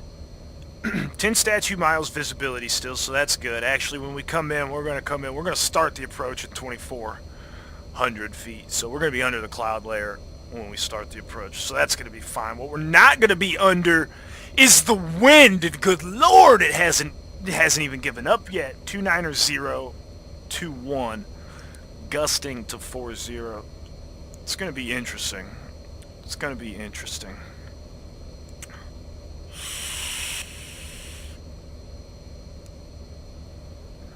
Altimeter of 3006.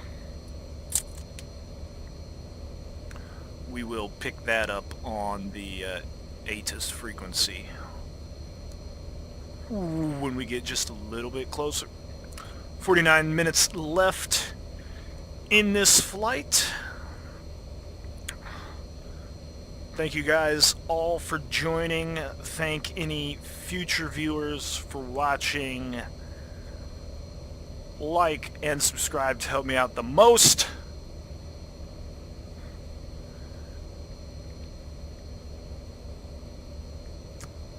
And we'll get on with the flight. This is an intimidating aircraft because of all the analog gauges and stuff. Not much is automated.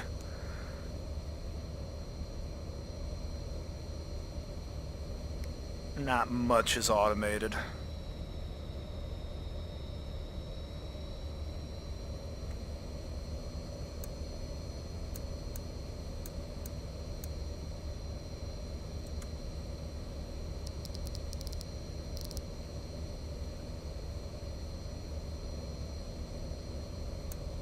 Hey, she's warming up.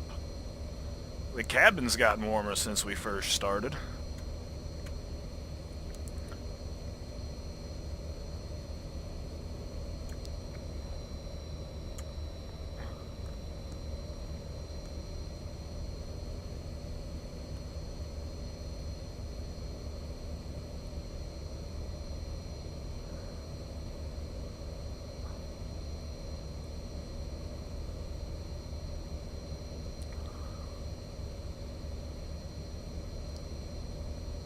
It's not very common to see an aircraft completely painted, though, like Southwest.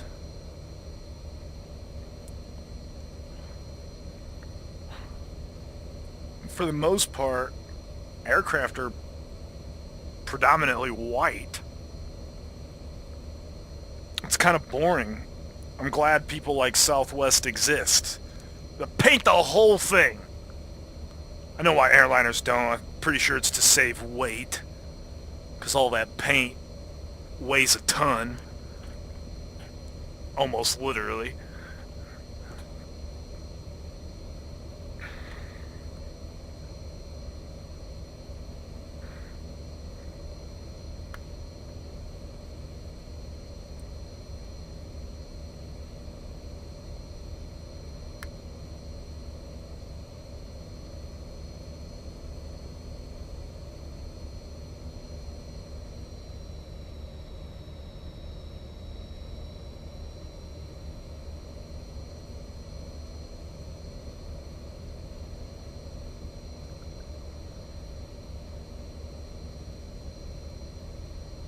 Holy cow.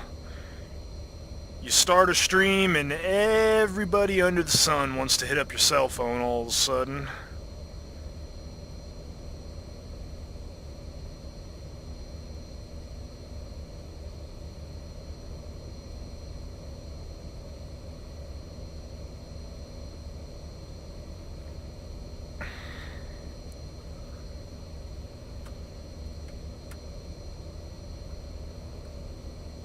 Descent should be fairly straightforward in this, though. The computer should handle all of it for us. FMS mock hold, nav track, LNAV, level, well VNAV, sorry, level hold. Got the target altitude set. Fuel's still looking good. We can confirm fuel's looking good if we press progress. Should land with, we'll probably land with a little less than 7.4 because that's not taking any into consideration flaps, landing gear drag, and stuff like that. If I drop those too early, which I have been known to do, just burns excess fuel, so we'll more than likely land with a little less. Let's shut this door. That way we don't get like mugged or anything by some crazy passengers that don't like the windy conditions. Cry about it. You chose to fly.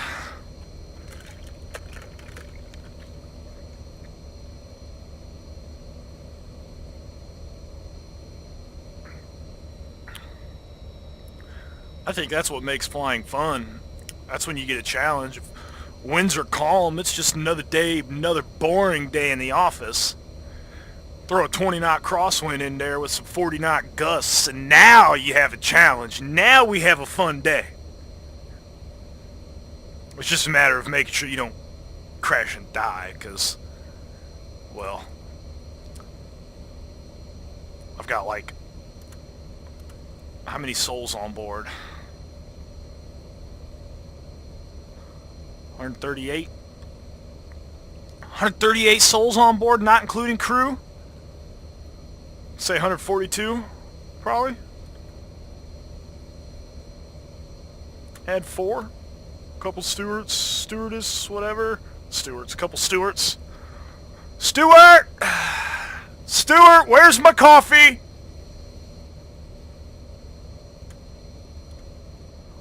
We're getting ready to land. I haven't had my damn coffee yet. I don't drink coffee, I drink tea. Make that a tea, Stewart! I meant tea. Better have enough sugar in it to give me diabetes with every sip, too.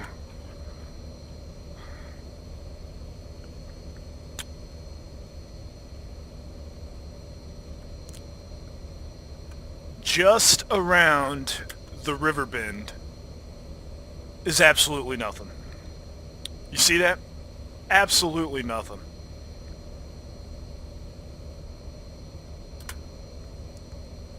Hey, Max!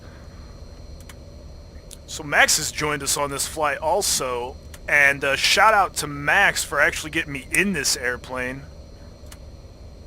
He doesn't fly X-Plane 11, which, as we all know, is a far superior platform, but that's okay. That's okay. I'll slowly convince him to install his X-Plane. He just doesn't know it yet.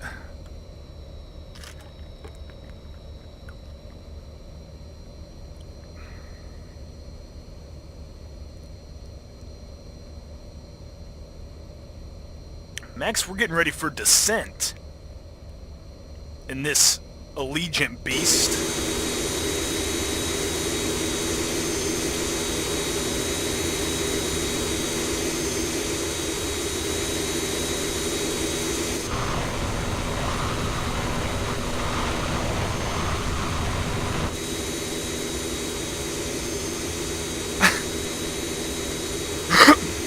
I haven't joined the Discord chat channel yet, Max. Once I join there, I'll talk about Zebo. Yeah, it is a loud aircraft. That's also probably in part because that right there. Aircraft exterior. Bet you if I turn that down to dabble, I bet you. What in the Sam Hill? You see? You see what it does?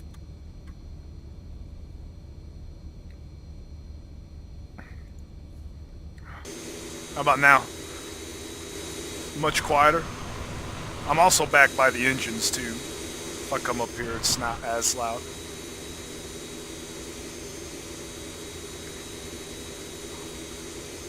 Allegiant 1664.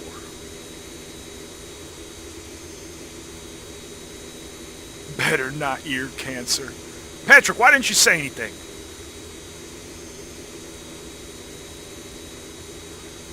Maybe Patrick knows where the volume button's at, Max. Do you just 100% everywhere you go, max volume? I would hate to go on a car ride with you.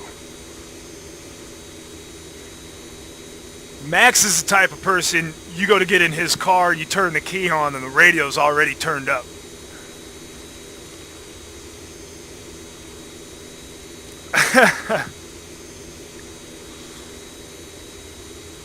Here, enjoy this orbit shot. Look at that sun. That is like identifying as hell. And the blue tail. If the big Allegiant letters don't give it away.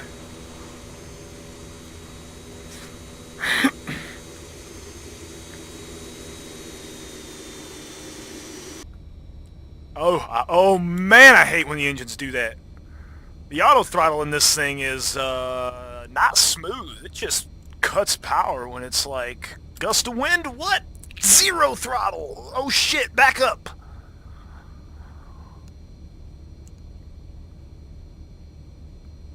That's alright though, at least it's got an auto throttle, because if I had to manage the throttles on this whole flight, whoo-wee, that would have added to my workload of not much is happening here in cruise. I just monitor a bunch of random systems, make sure everything's reading alright. Both engines are reading identical, that's good news. Okay. That is now reading because we're up in the air, which is good that the aircraft realizes we're not on the ground. That's good. Systems seem to check out. Depressurize the cabin and walk out that door by the engine intake. Is there an emergency depressurization? You don't think I will, do you? Pressurization.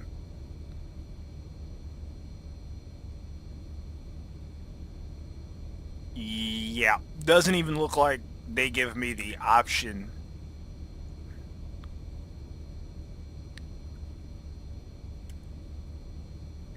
I don't have the option to depressurize, but what I do have the option of, take a look at that engine cowl and wing. Oh yeah. Why is there black spots on it? We'll call those repair panels. This aircraft was in a crash at one point. Not really. It might end up in a crash, though, by the end of this. Oh, man. I'm not ready for these 20-knot winds gusting to 40. This is going to be an interesting landing. I know I've said that through the whole video, but I mean it. Quite nervous. Quite nervous for the landing. Mainly because I flew the airplane on the ground, quote-unquote, for so long. I probably soaked up a quarter of runway yesterday when I landed this airplane, and I thought I was still flying when the main gear was actually on the ground. I'm like, oh shit, aileron, elevator, wait a minute, and I just let go of everything, and the nose came down, and I was like, wow.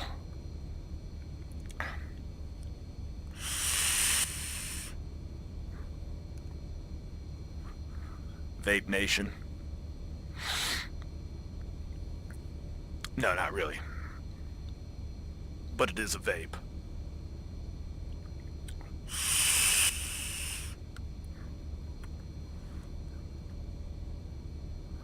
There's our top of descent right there. It's coming. It's coming real soon.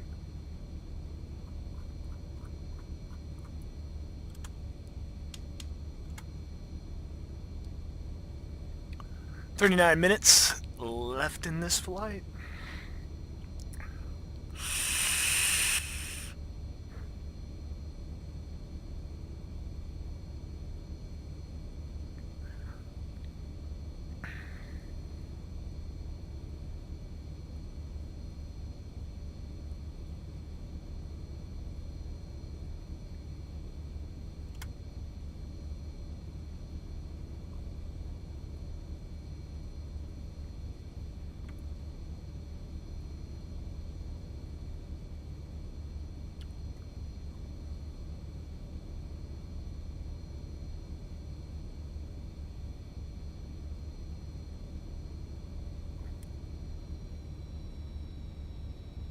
Take it easy, Jet.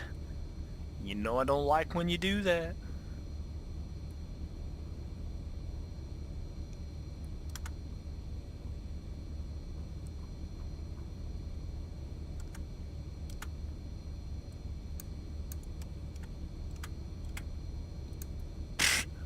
That didn't work. Oh, wait a tick. Dater.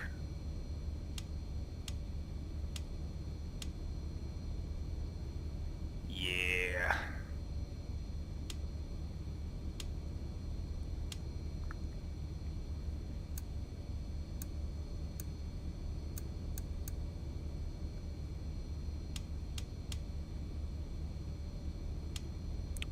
Localizer fail. Maybe that's because I'm not within range of the localizer. How about localizer out of range? I hope it hasn't failed. Piss, that's gonna make our job harder.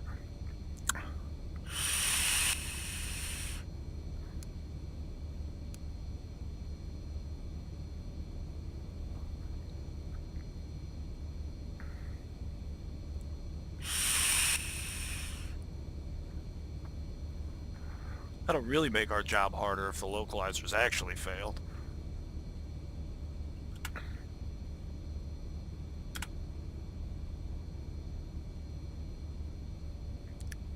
Is there an approach hold switch in this damn thing here?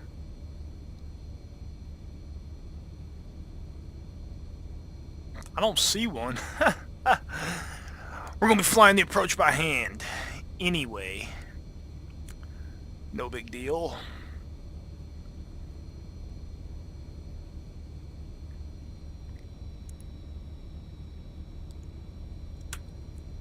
No pressure or anything.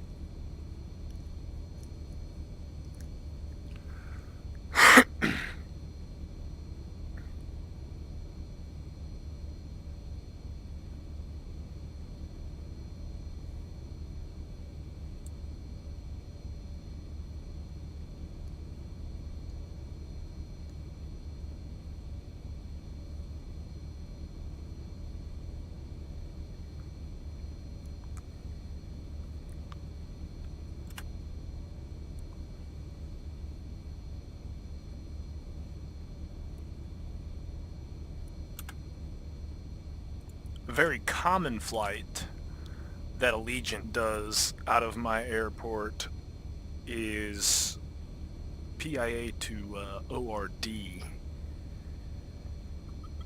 They definitely do that flight a lot. It's like a 30-minute flight.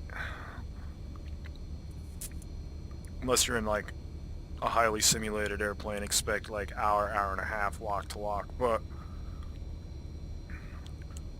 it's a fun flight when you're just wanting to fly a jet, shoot an approach real quick.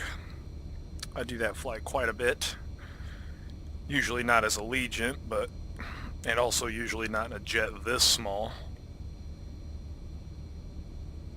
Just because it's, you know, a flight sim, and why not do it in a 747?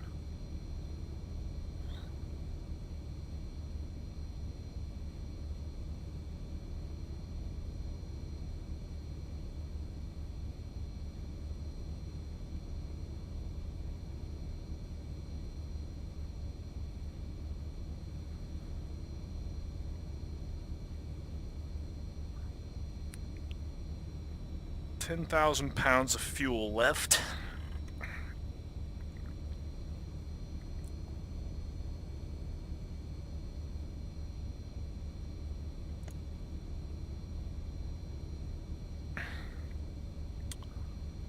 I do not like that this does not give me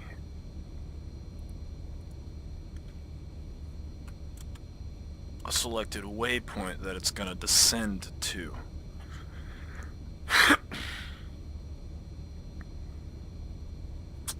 So I'm gonna be ready with the autopilot, I think, at top of descent to engage that stuff manually.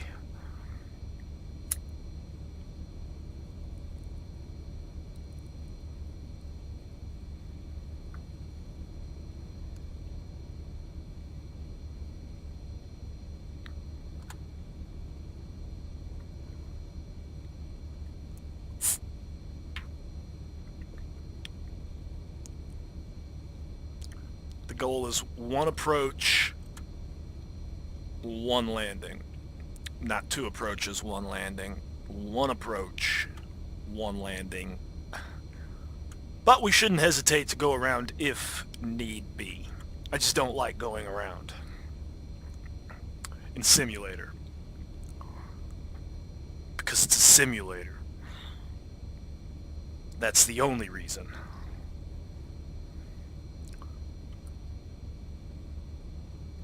This wind speed is a bit ridiculous. 60 knot headwind. Middle finger, right. Middle finger emoji right there. 60 knot headwind. Come on!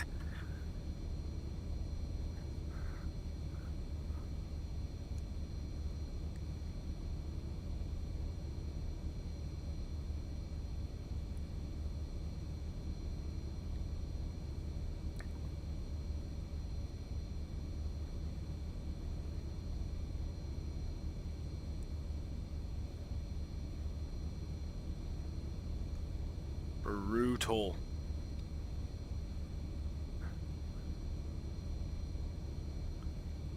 As we get over Peoria, though, the winds aloft kind of slow down a little bit, but they're going to slow down anyway since we're going to be descending, so is what it is, I guess. Is what it is.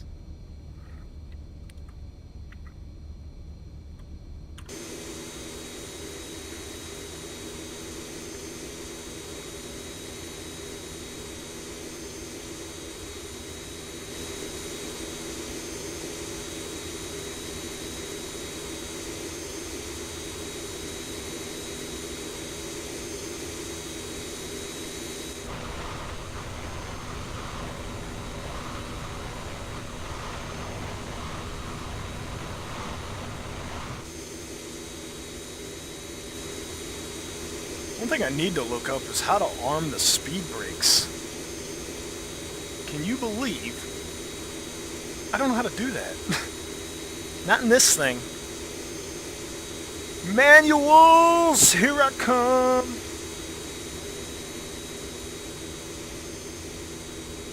This guy. Alright.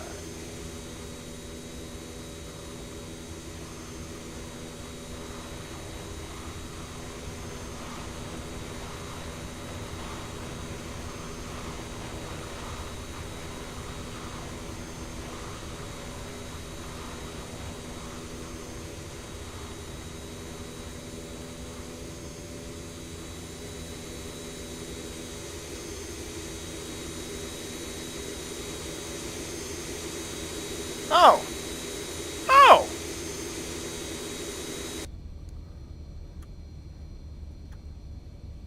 So this wheel is what you use to select flaps 5. Oh.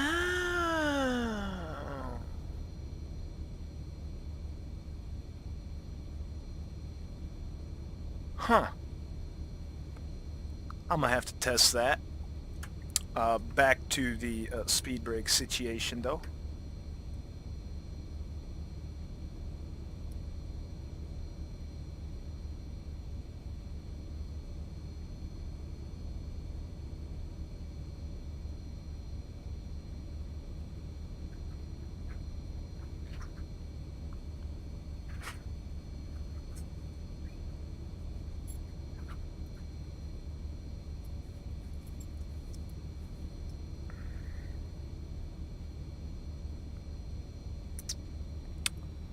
Spoiler speed brake.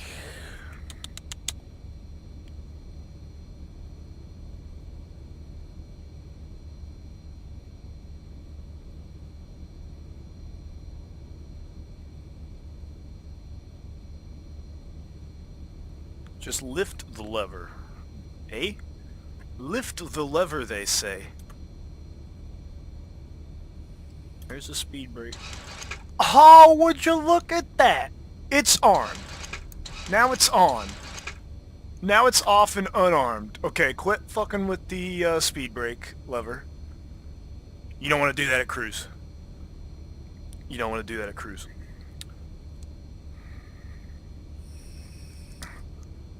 Disengage the pan look before I move the mouse also.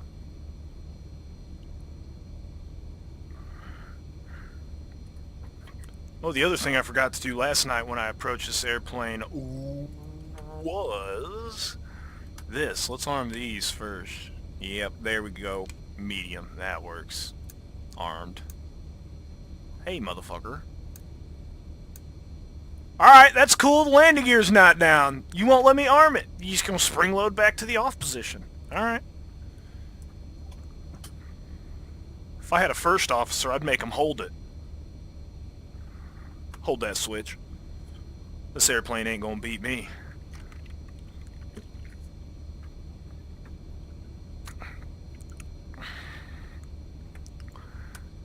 As you hold that switch, though, you'll get to log time, so well worth it. Hold that switch, though.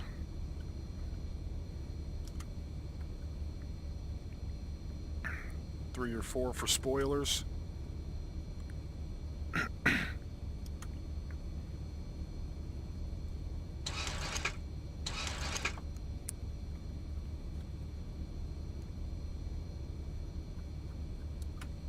It makes a weird noise when you do that.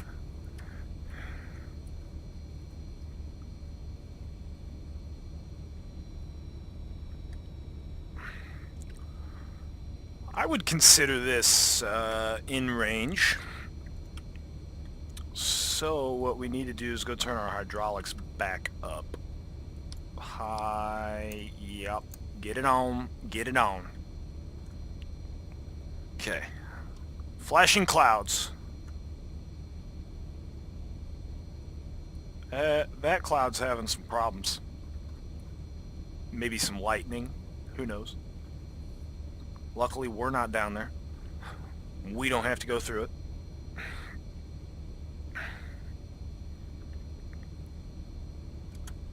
Yeah, I don't think I can arm that until the landing gear's down either.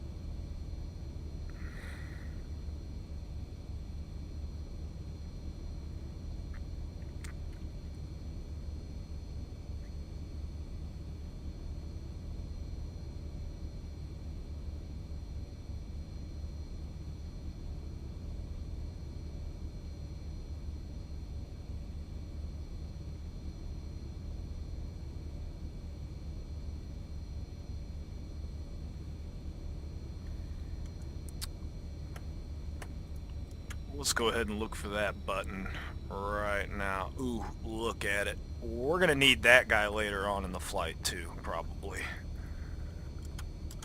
Yesterday she wouldn't shut up. 126.1 is our destination, ATIS.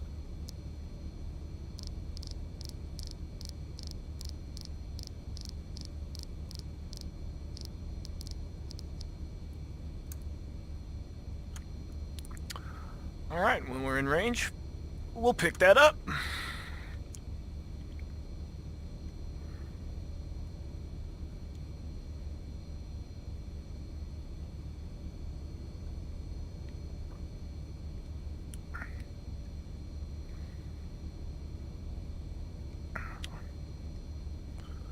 Hell, in this dinosaur, Patrick, it might be a combination of both.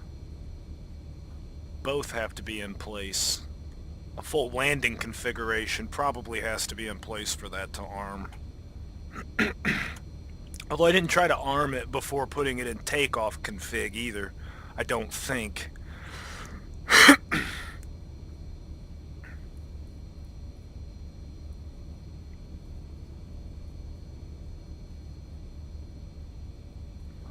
Top of descent is in less than 40 miles. It's gonna be a windy day in the office today, gentlemen and ladies. Make sure your papers are held down.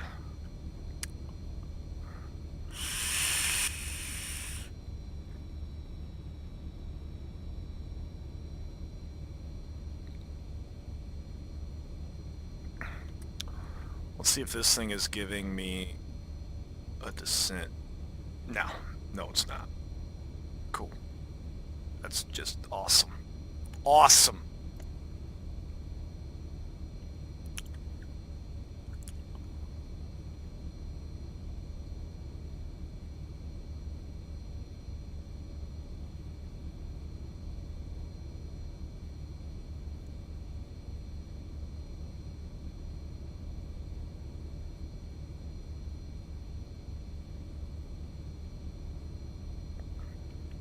Apparently this airplane will also intercept the ILS automatically. There's the ILS hold switch. Well, those are probably the approach holds, eh? I'm looking for APP or APR. Wow. Talk about a dinosaur. Not even labeled the same. Actually, it probably is. VOR localizer hold. If we intercept, that's what we'll use.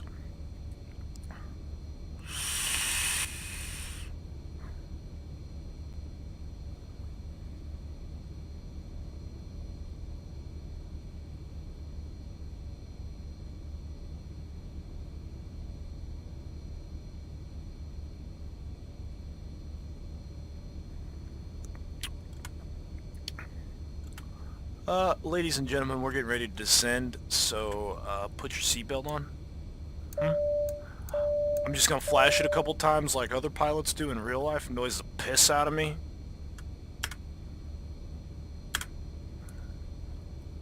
Put your seatbelt on, that's what that light means.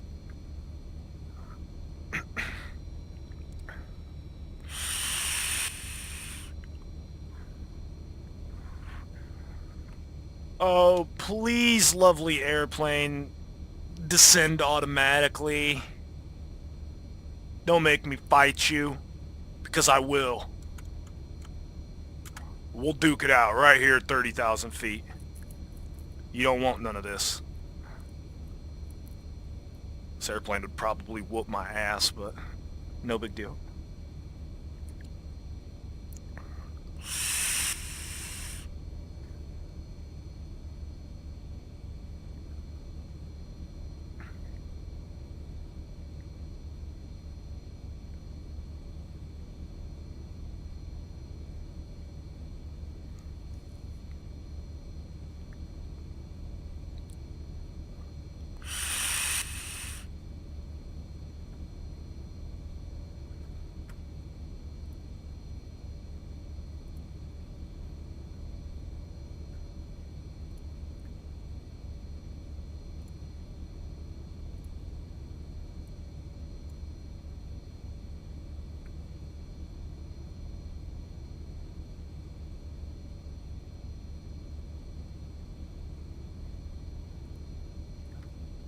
Oh, here goes nothing. Moment of no return.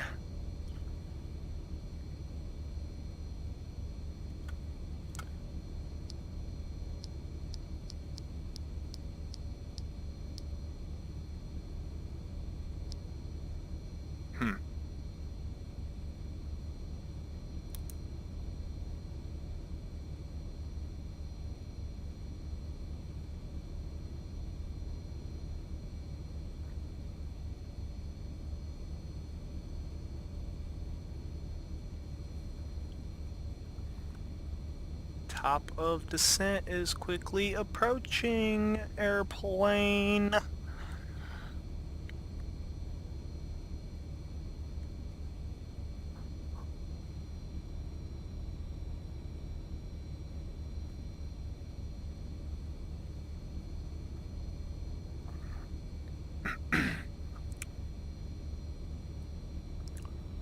Excellent.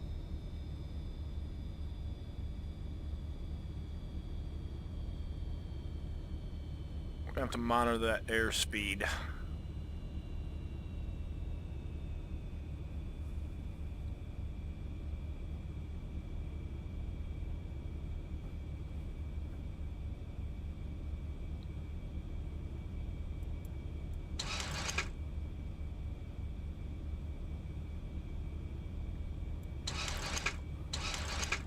Arming those speed brakes is kind of fun, I'm not gonna lie.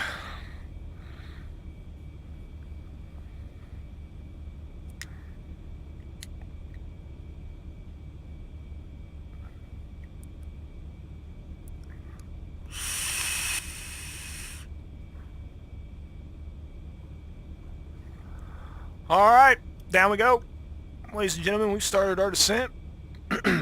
If you didn't listen to the light that said put your seatbelts on and you hit your head on the ceiling, I'm not sorry.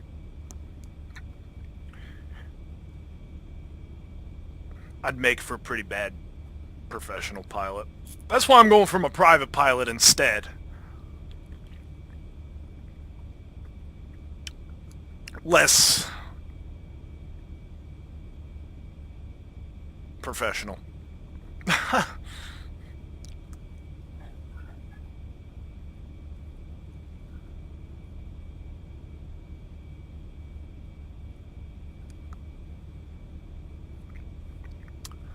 Instruments all appear to be good. See this little purple oval, diamond, whatever you want to call it? That means we're descending right where we should be for where we want to end up at the altitude we want to end up at. Which makes me wonder... Yep, now it's given us. Okay, cool. Apparently I have to get to that point for it to tell me what it's doing, not what it's gonna do. It's not gonna tell me what it's gonna do, guys. It's gonna tell me what it's doing.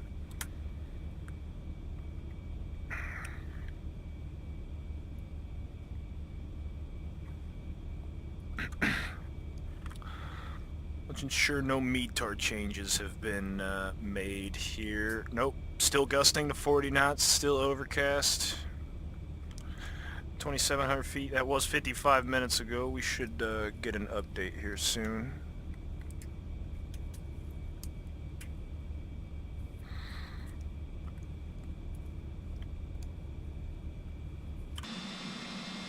Take a look at this descent from the outside and all of those fields.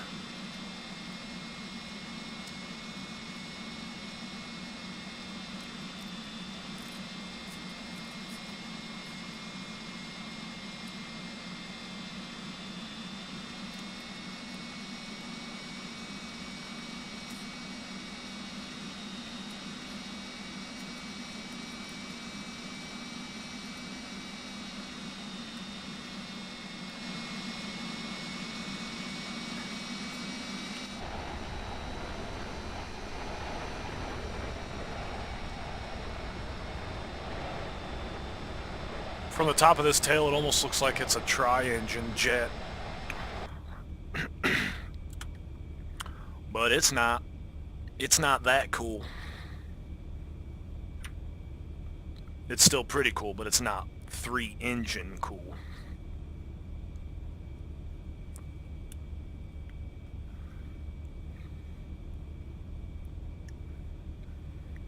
In the event we get to this airport and just realize landing's just not gonna happen here, I don't know where we're gonna divert to. Because it's a simulator, I didn't plan for a diversion.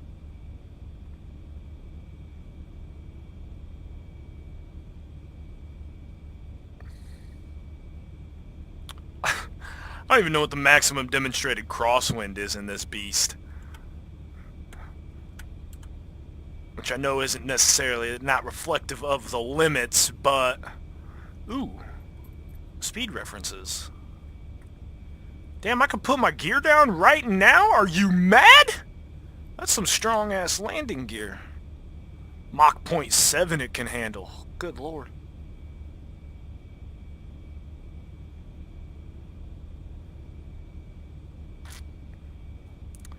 280 knots for flaps 11, 240, and then anything under 2. What's this? On-ground emergency. Fuel booth. Off. Fuel handles. Both. Off. Fuel both? What? Evacs? Signal? I'm not even quite sure what any of this is. I know what the emergency lights are. They're right here. Excellent. Passing through 20,500 feet.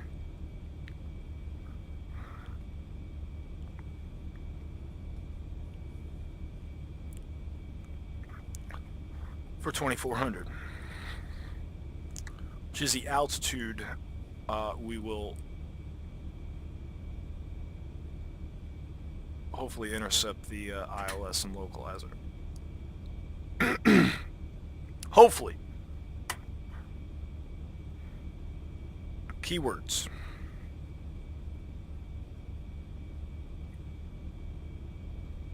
Hopefully intercept the ILS and the localizer.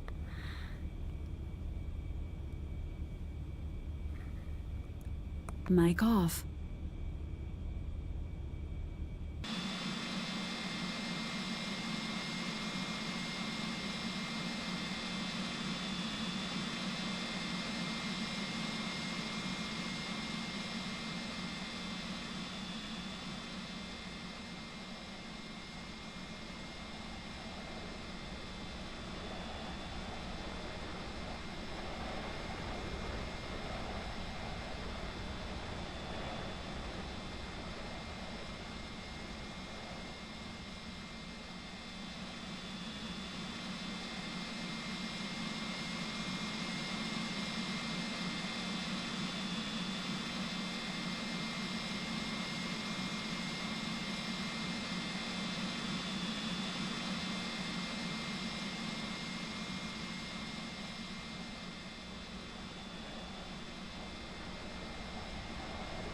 Greater Peoria RGNL information Foxtrot. 2000 Zulu weather. Wind shear alert. Wind 290 at 21 variable 270 to 310 gust 38. Visibility more than 10. Snow. Sky conditions 2600 overcast. Temperature -2.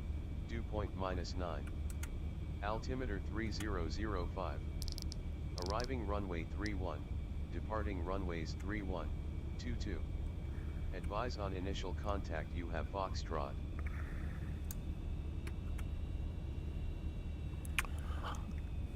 Alright, well,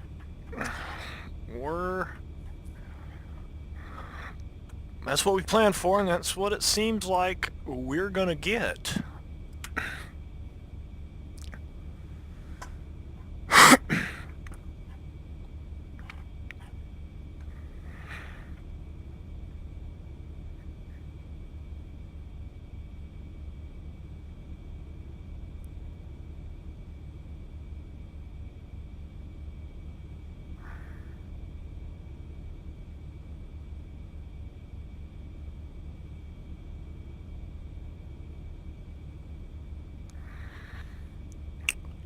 Hopefully the last time the weather updates before our landing here.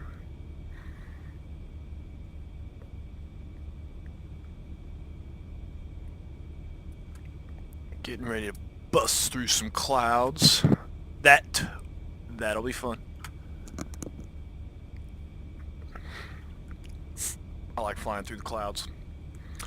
Only when they're not real low to the ground, because when they're real low to the ground you don't actually fly through them, you just fly into the ground, so that's not fun. But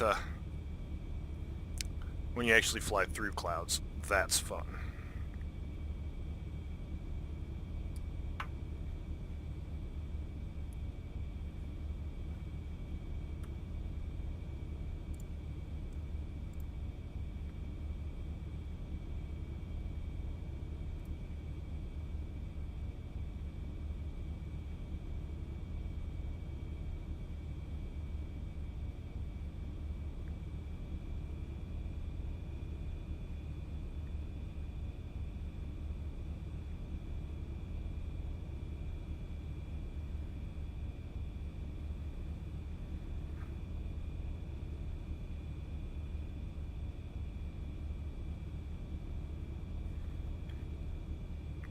Okay.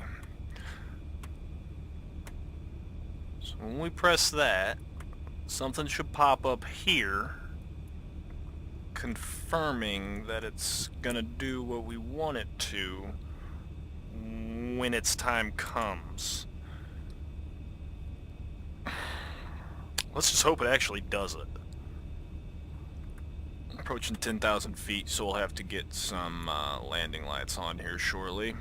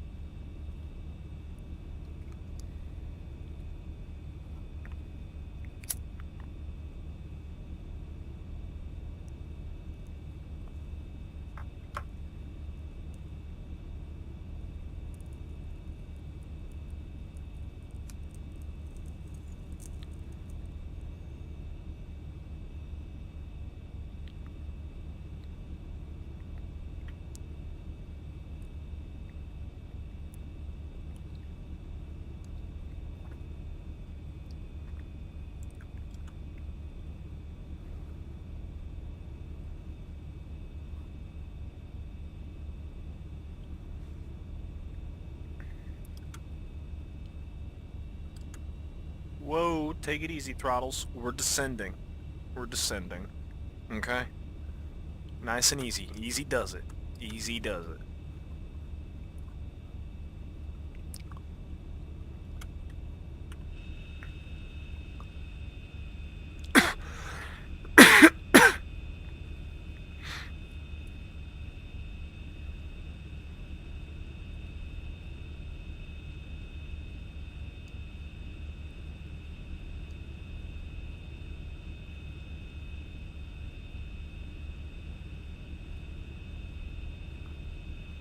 Pretty sure you can see the reflection of the strobes flashing on the side of the engine here, which is not necessarily accurate, is it?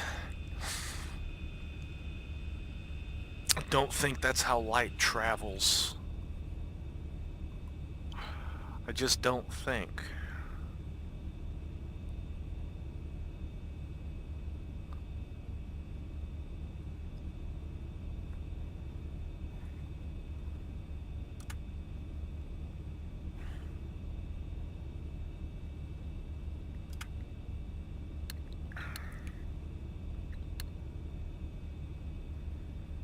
Might not hurt to turn weather on here.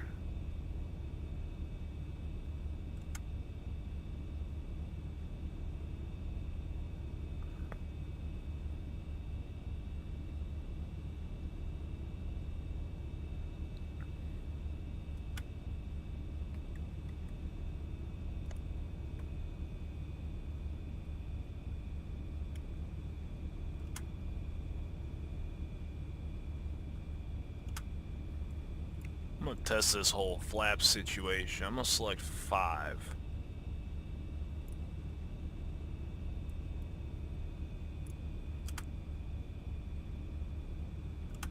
Actually, what if I do 0? And put him down 1.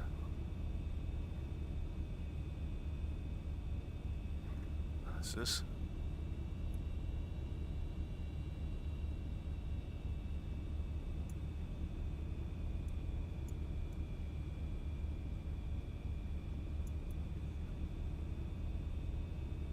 No. No. How the hell do you select flaps 5?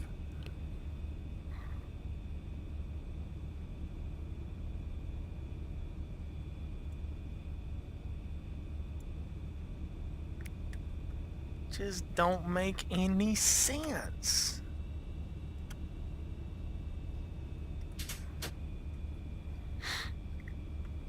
Put those back up for now.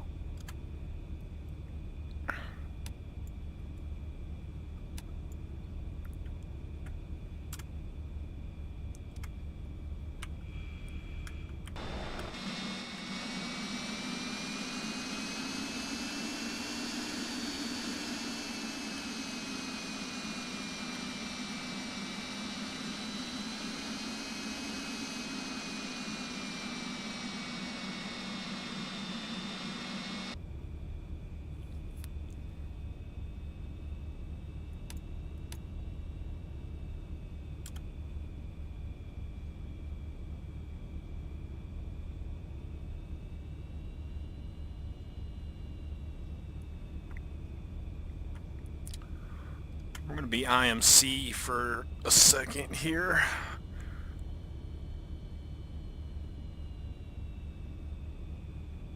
I have a feeling this cloud layer is fairly thick.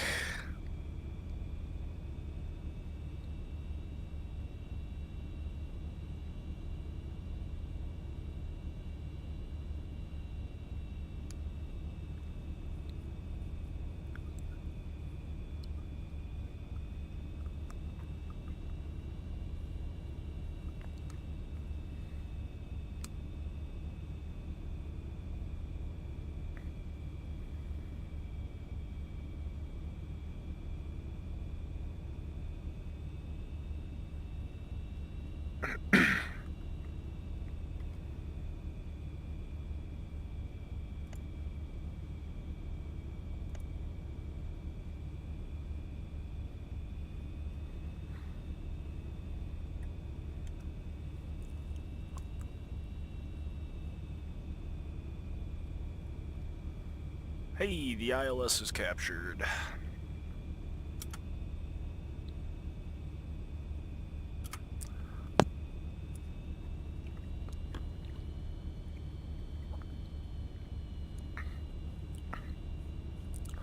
This is where things tend to get a little busier in an airplane like this, 'cause not a whole lot's automated, so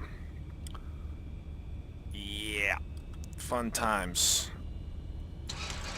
Try to get a little ahead of the curve here and arm some shit. You gonna let me arm you now? Nope. The answer to that question was nope. It's like one of those boxes when you click the switch and this like little cat or little arm comes out, clicks it back down.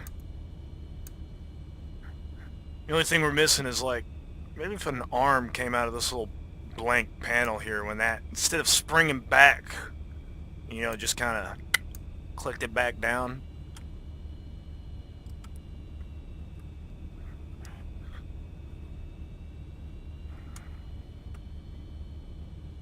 I'd be playing with that switch the whole flight though if it did that.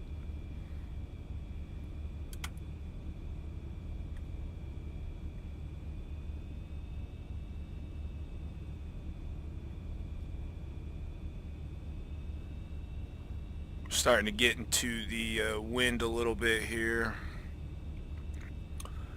We can see on the gauge down here. It will spike up. There it went just a little bit. It'll probably spike up a little more than that here.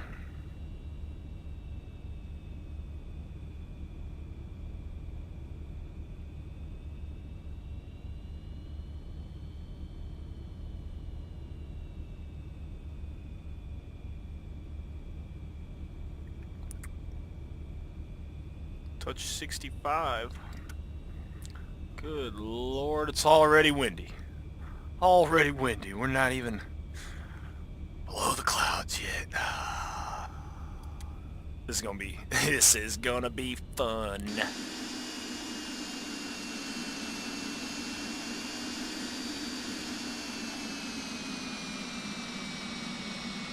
Gonna be real fun.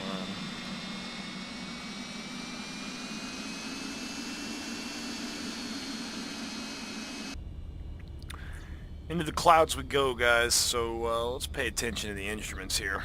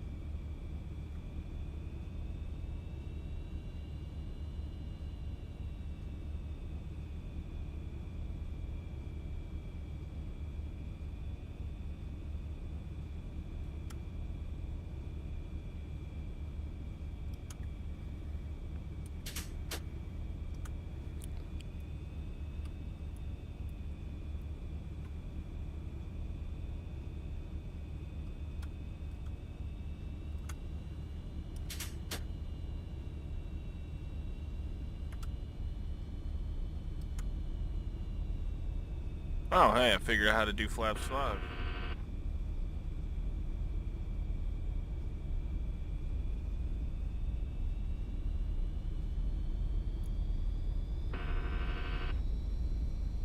Nice.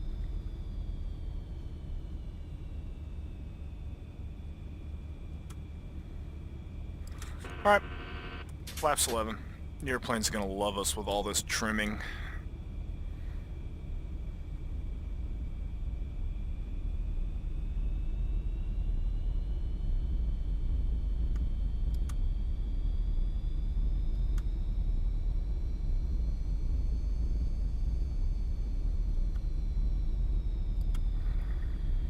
Ooh, bring on the wind, she said. Bring on the wind.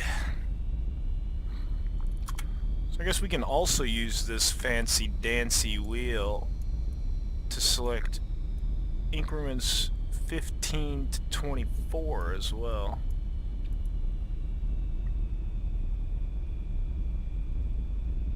Degrees, that is. Ooh, under the clouds, I guess.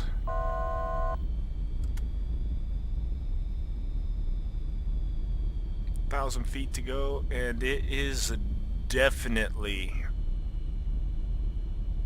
windier than a bitch. There's the airport. End up making a right-hand turn here, flying back, and then intercepting the ILS is what's going to happen.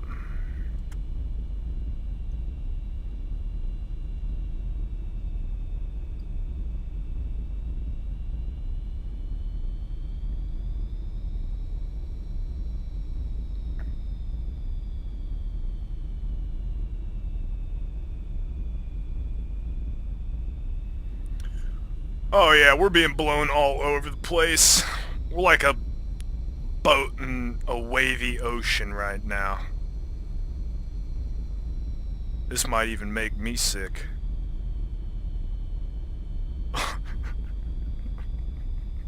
What'd I get myself into?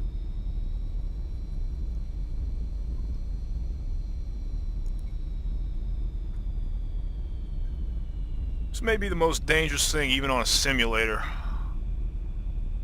I've probably ever done. No, that's not true. I've done some pretty crazy shit on simulators, but it's definitely up there with it. I'm gonna go flaps 15 just to hopefully be a little nice.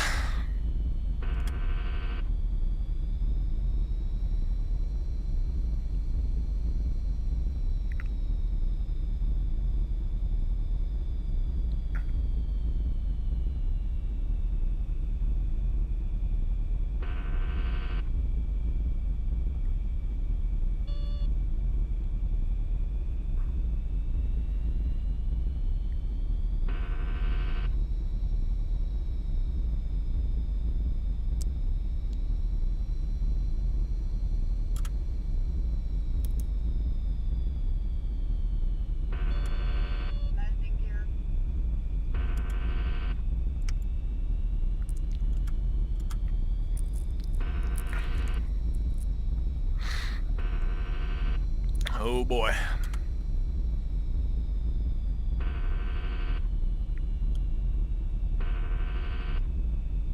Is that the wind doing that to the airplane?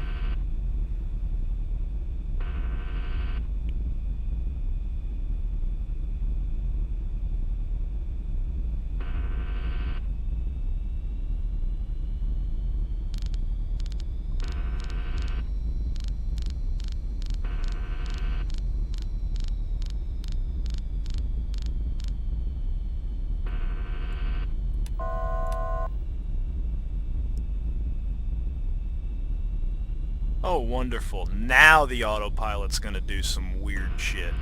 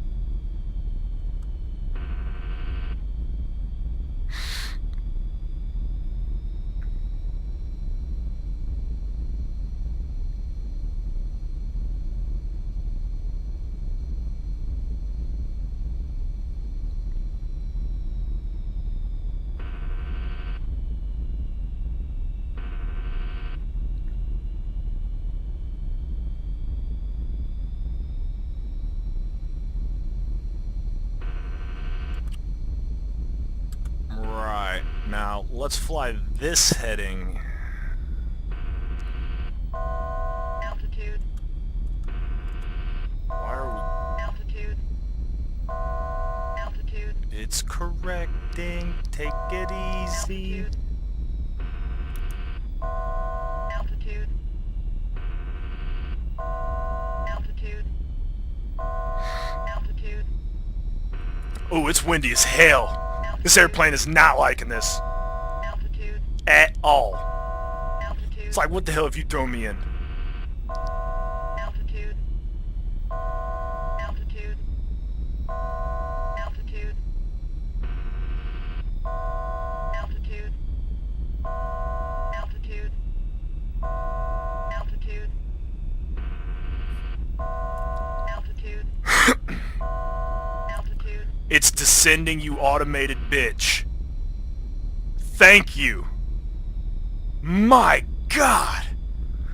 Might just VFR approach this thing, treat it like a Cessna. Just get her down.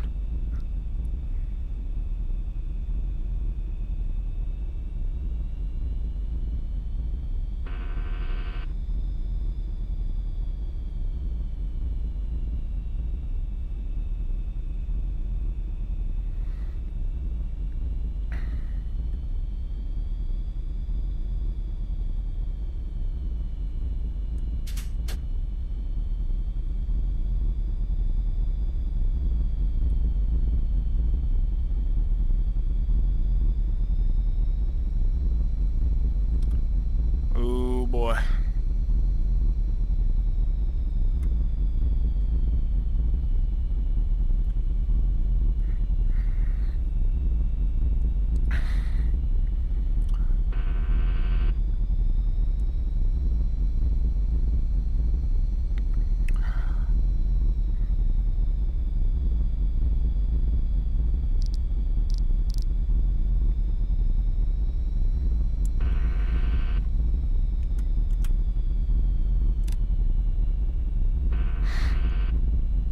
This thing is a couple weird things away from being hand flown.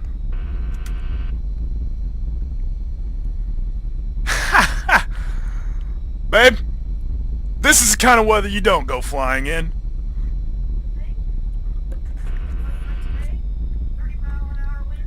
No, 40. But that's cool.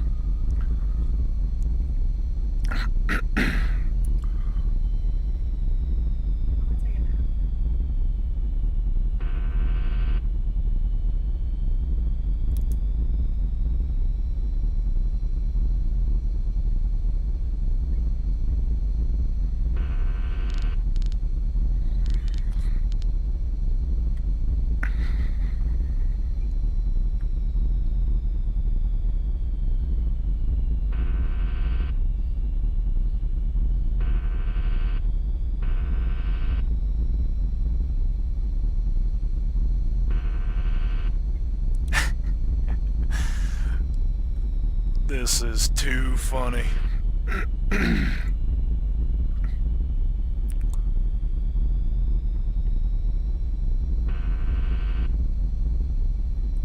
Too funny.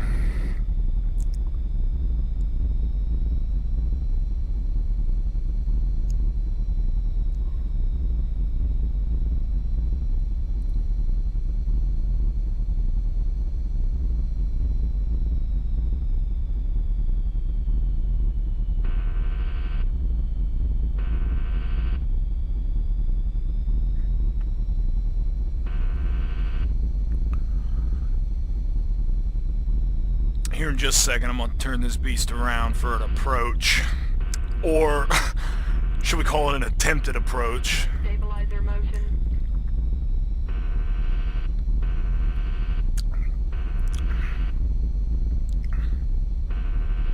Stabilizer motion. This might be scary.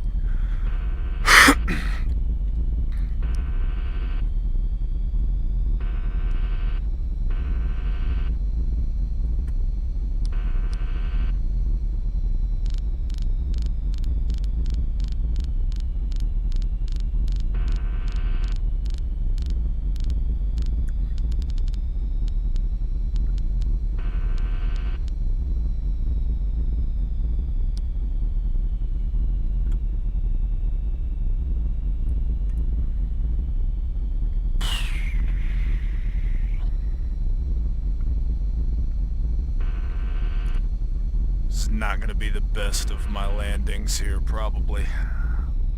I have a feeling we're gonna crash. But I'm not going to tell any of the souls on board that. Nah, this is what I trained for daily, you know.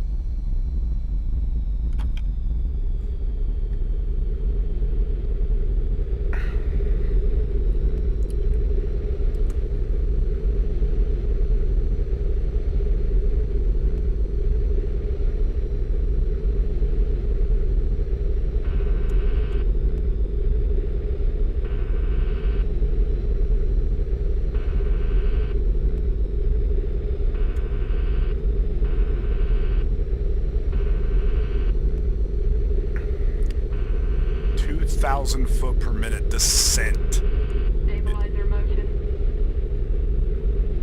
Crazy ass airplane.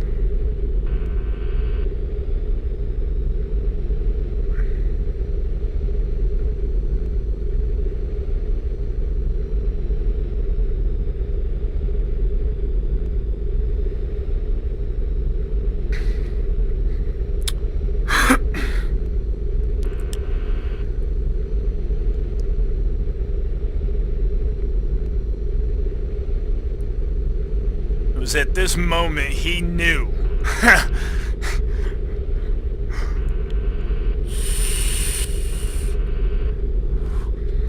Let's hit the vape a couple times before our demise. Nah, this is gonna end bad. I reckon the landing gear had to be down for that to arm.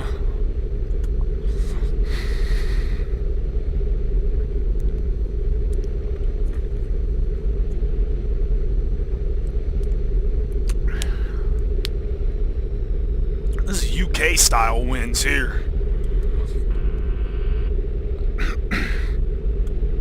Except it's not variable. It's not varying wind direction, it's just gusting, I guess. Hey now! Stabilizer motion. That's the ground.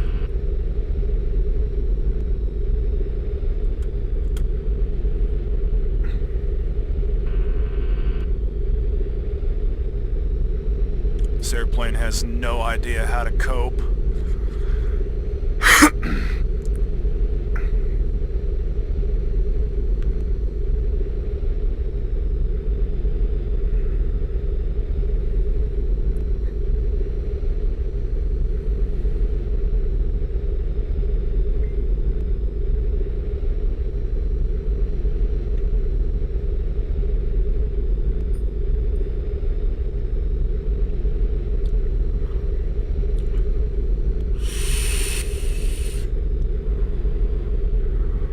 One of the windiest approaches I've probably ever done. Don't be silly. We're still gonna send it.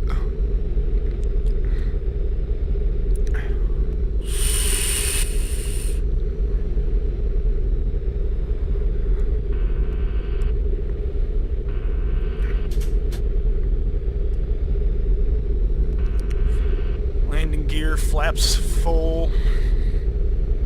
Good times, good times.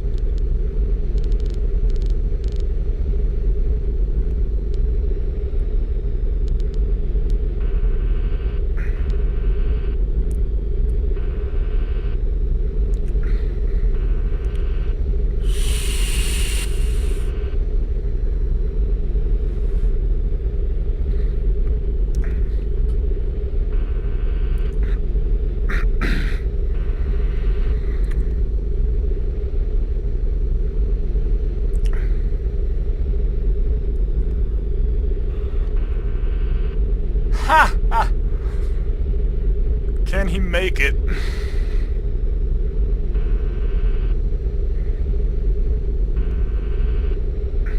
ILS is tracking. We're descending for it.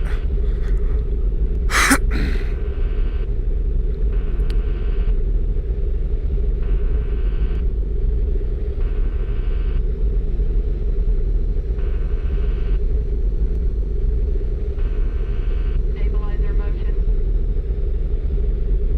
this is gonna be hell.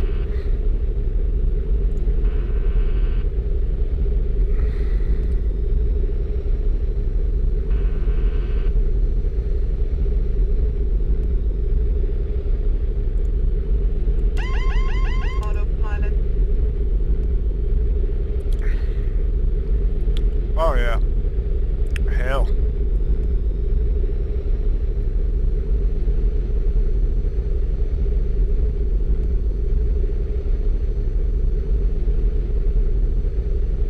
Oh my god. This wind. It's a good thing we're in a simulator.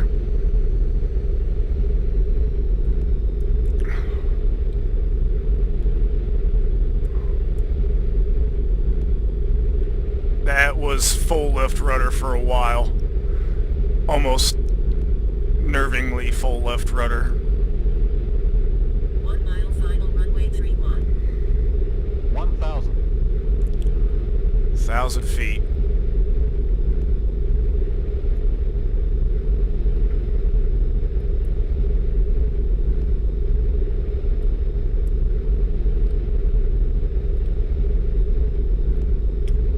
Kind of high here. We're actually really high. 500. Ha! Nah. 400. 300. 200. Oh my god. The airplane is rocking violently. 50. It's now, 40. I think, snowing. 30. 20. 10. Oh my gosh. Yep, we're on the ground. Reverse thrust! Just stop us. Give me just a second, guys. Let me clear the runway, and we'll go watch the replay of that.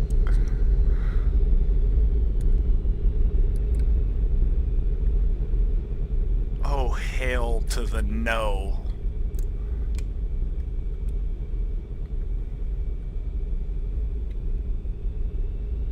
Get us off this runway.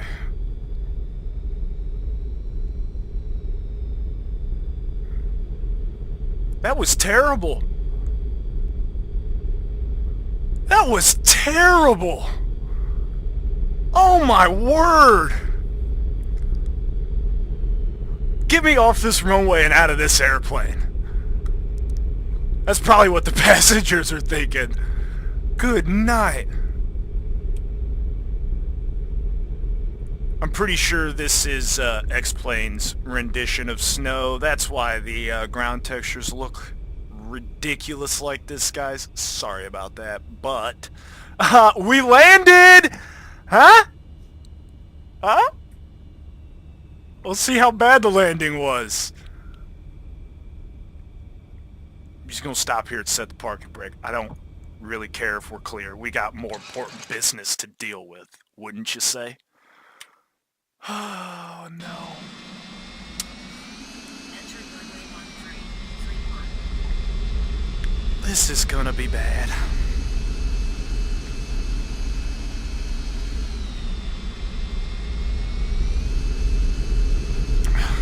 I don't even want to watch this.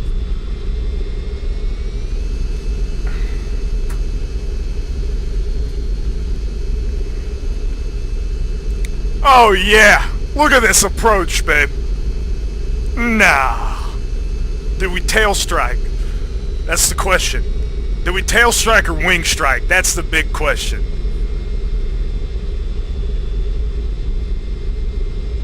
Close. Let's watch it from the other side.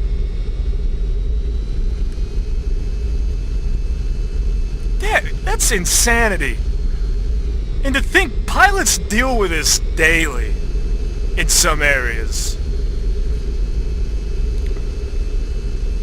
One more time from the external view here. Watch this side of the airplane, make sure this wing didn't strike.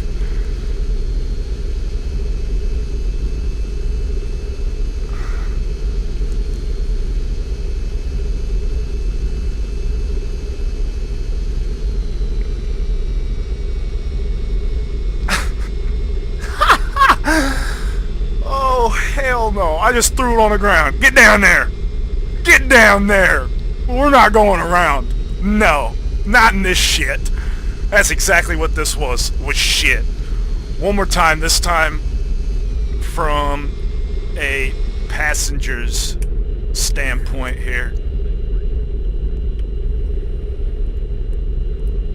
500. Tower view after this? Alright, I'll tower view. 300. 200. Sync rate oral warnings. 100. This is what a passenger would have seen on this flight. Oh man. 30. 20. 10. That was close. That was close to a wing strike. The passenger on the right side. Passengers on the right side shit their pants. Passengers on the right side certainly shit their pants.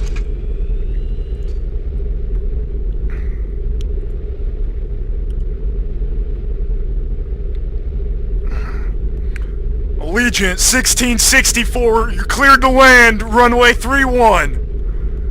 Oh, be careful. Oh my goodness!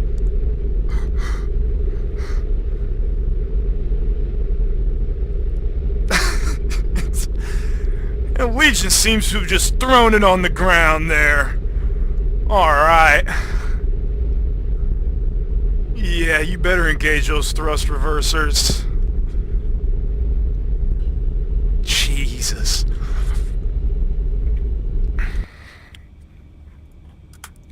Let's taxi in.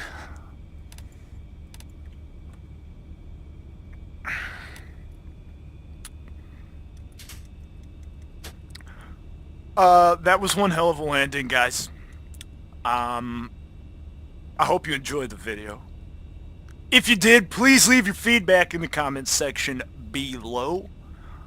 We'll more than likely leave this live video up on my YouTube channel for future references. But we're gonna taxi in, shutdown. Shutdown's probably not gonna be anything spectacular, but might just kill the fuel to the engines. We'll start the APU here in just a second. Just sort of save a little bit of fuel. Our speed brakes are still up. Let's fix that. Get down there.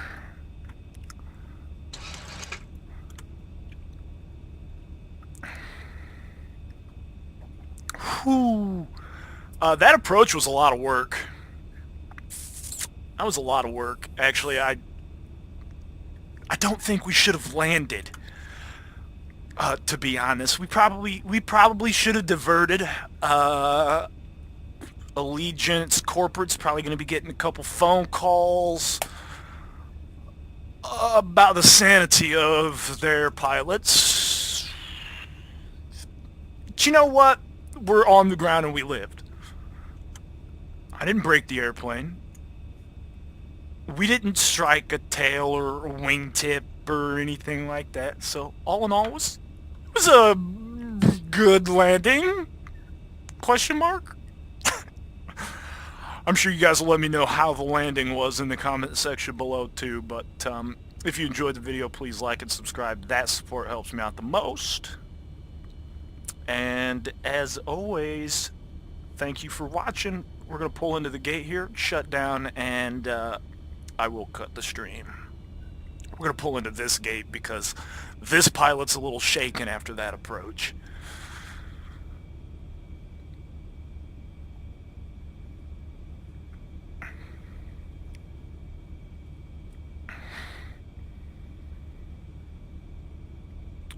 Tuck her on in here.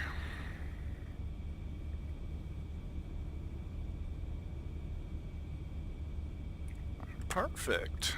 Wrong button. APU, we'll have to let the APU start. I forgot to do that before we shut everything down.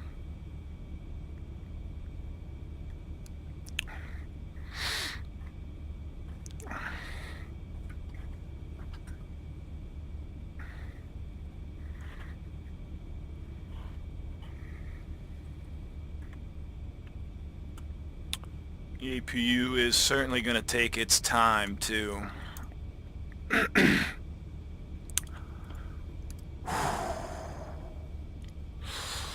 Woo-sa! You've landed! It's over! It's over!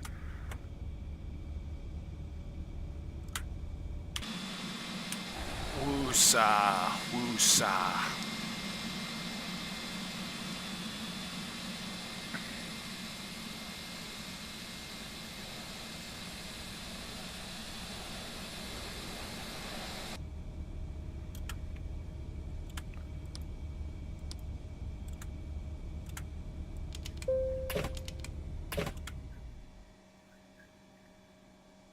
Engines going bye-bye.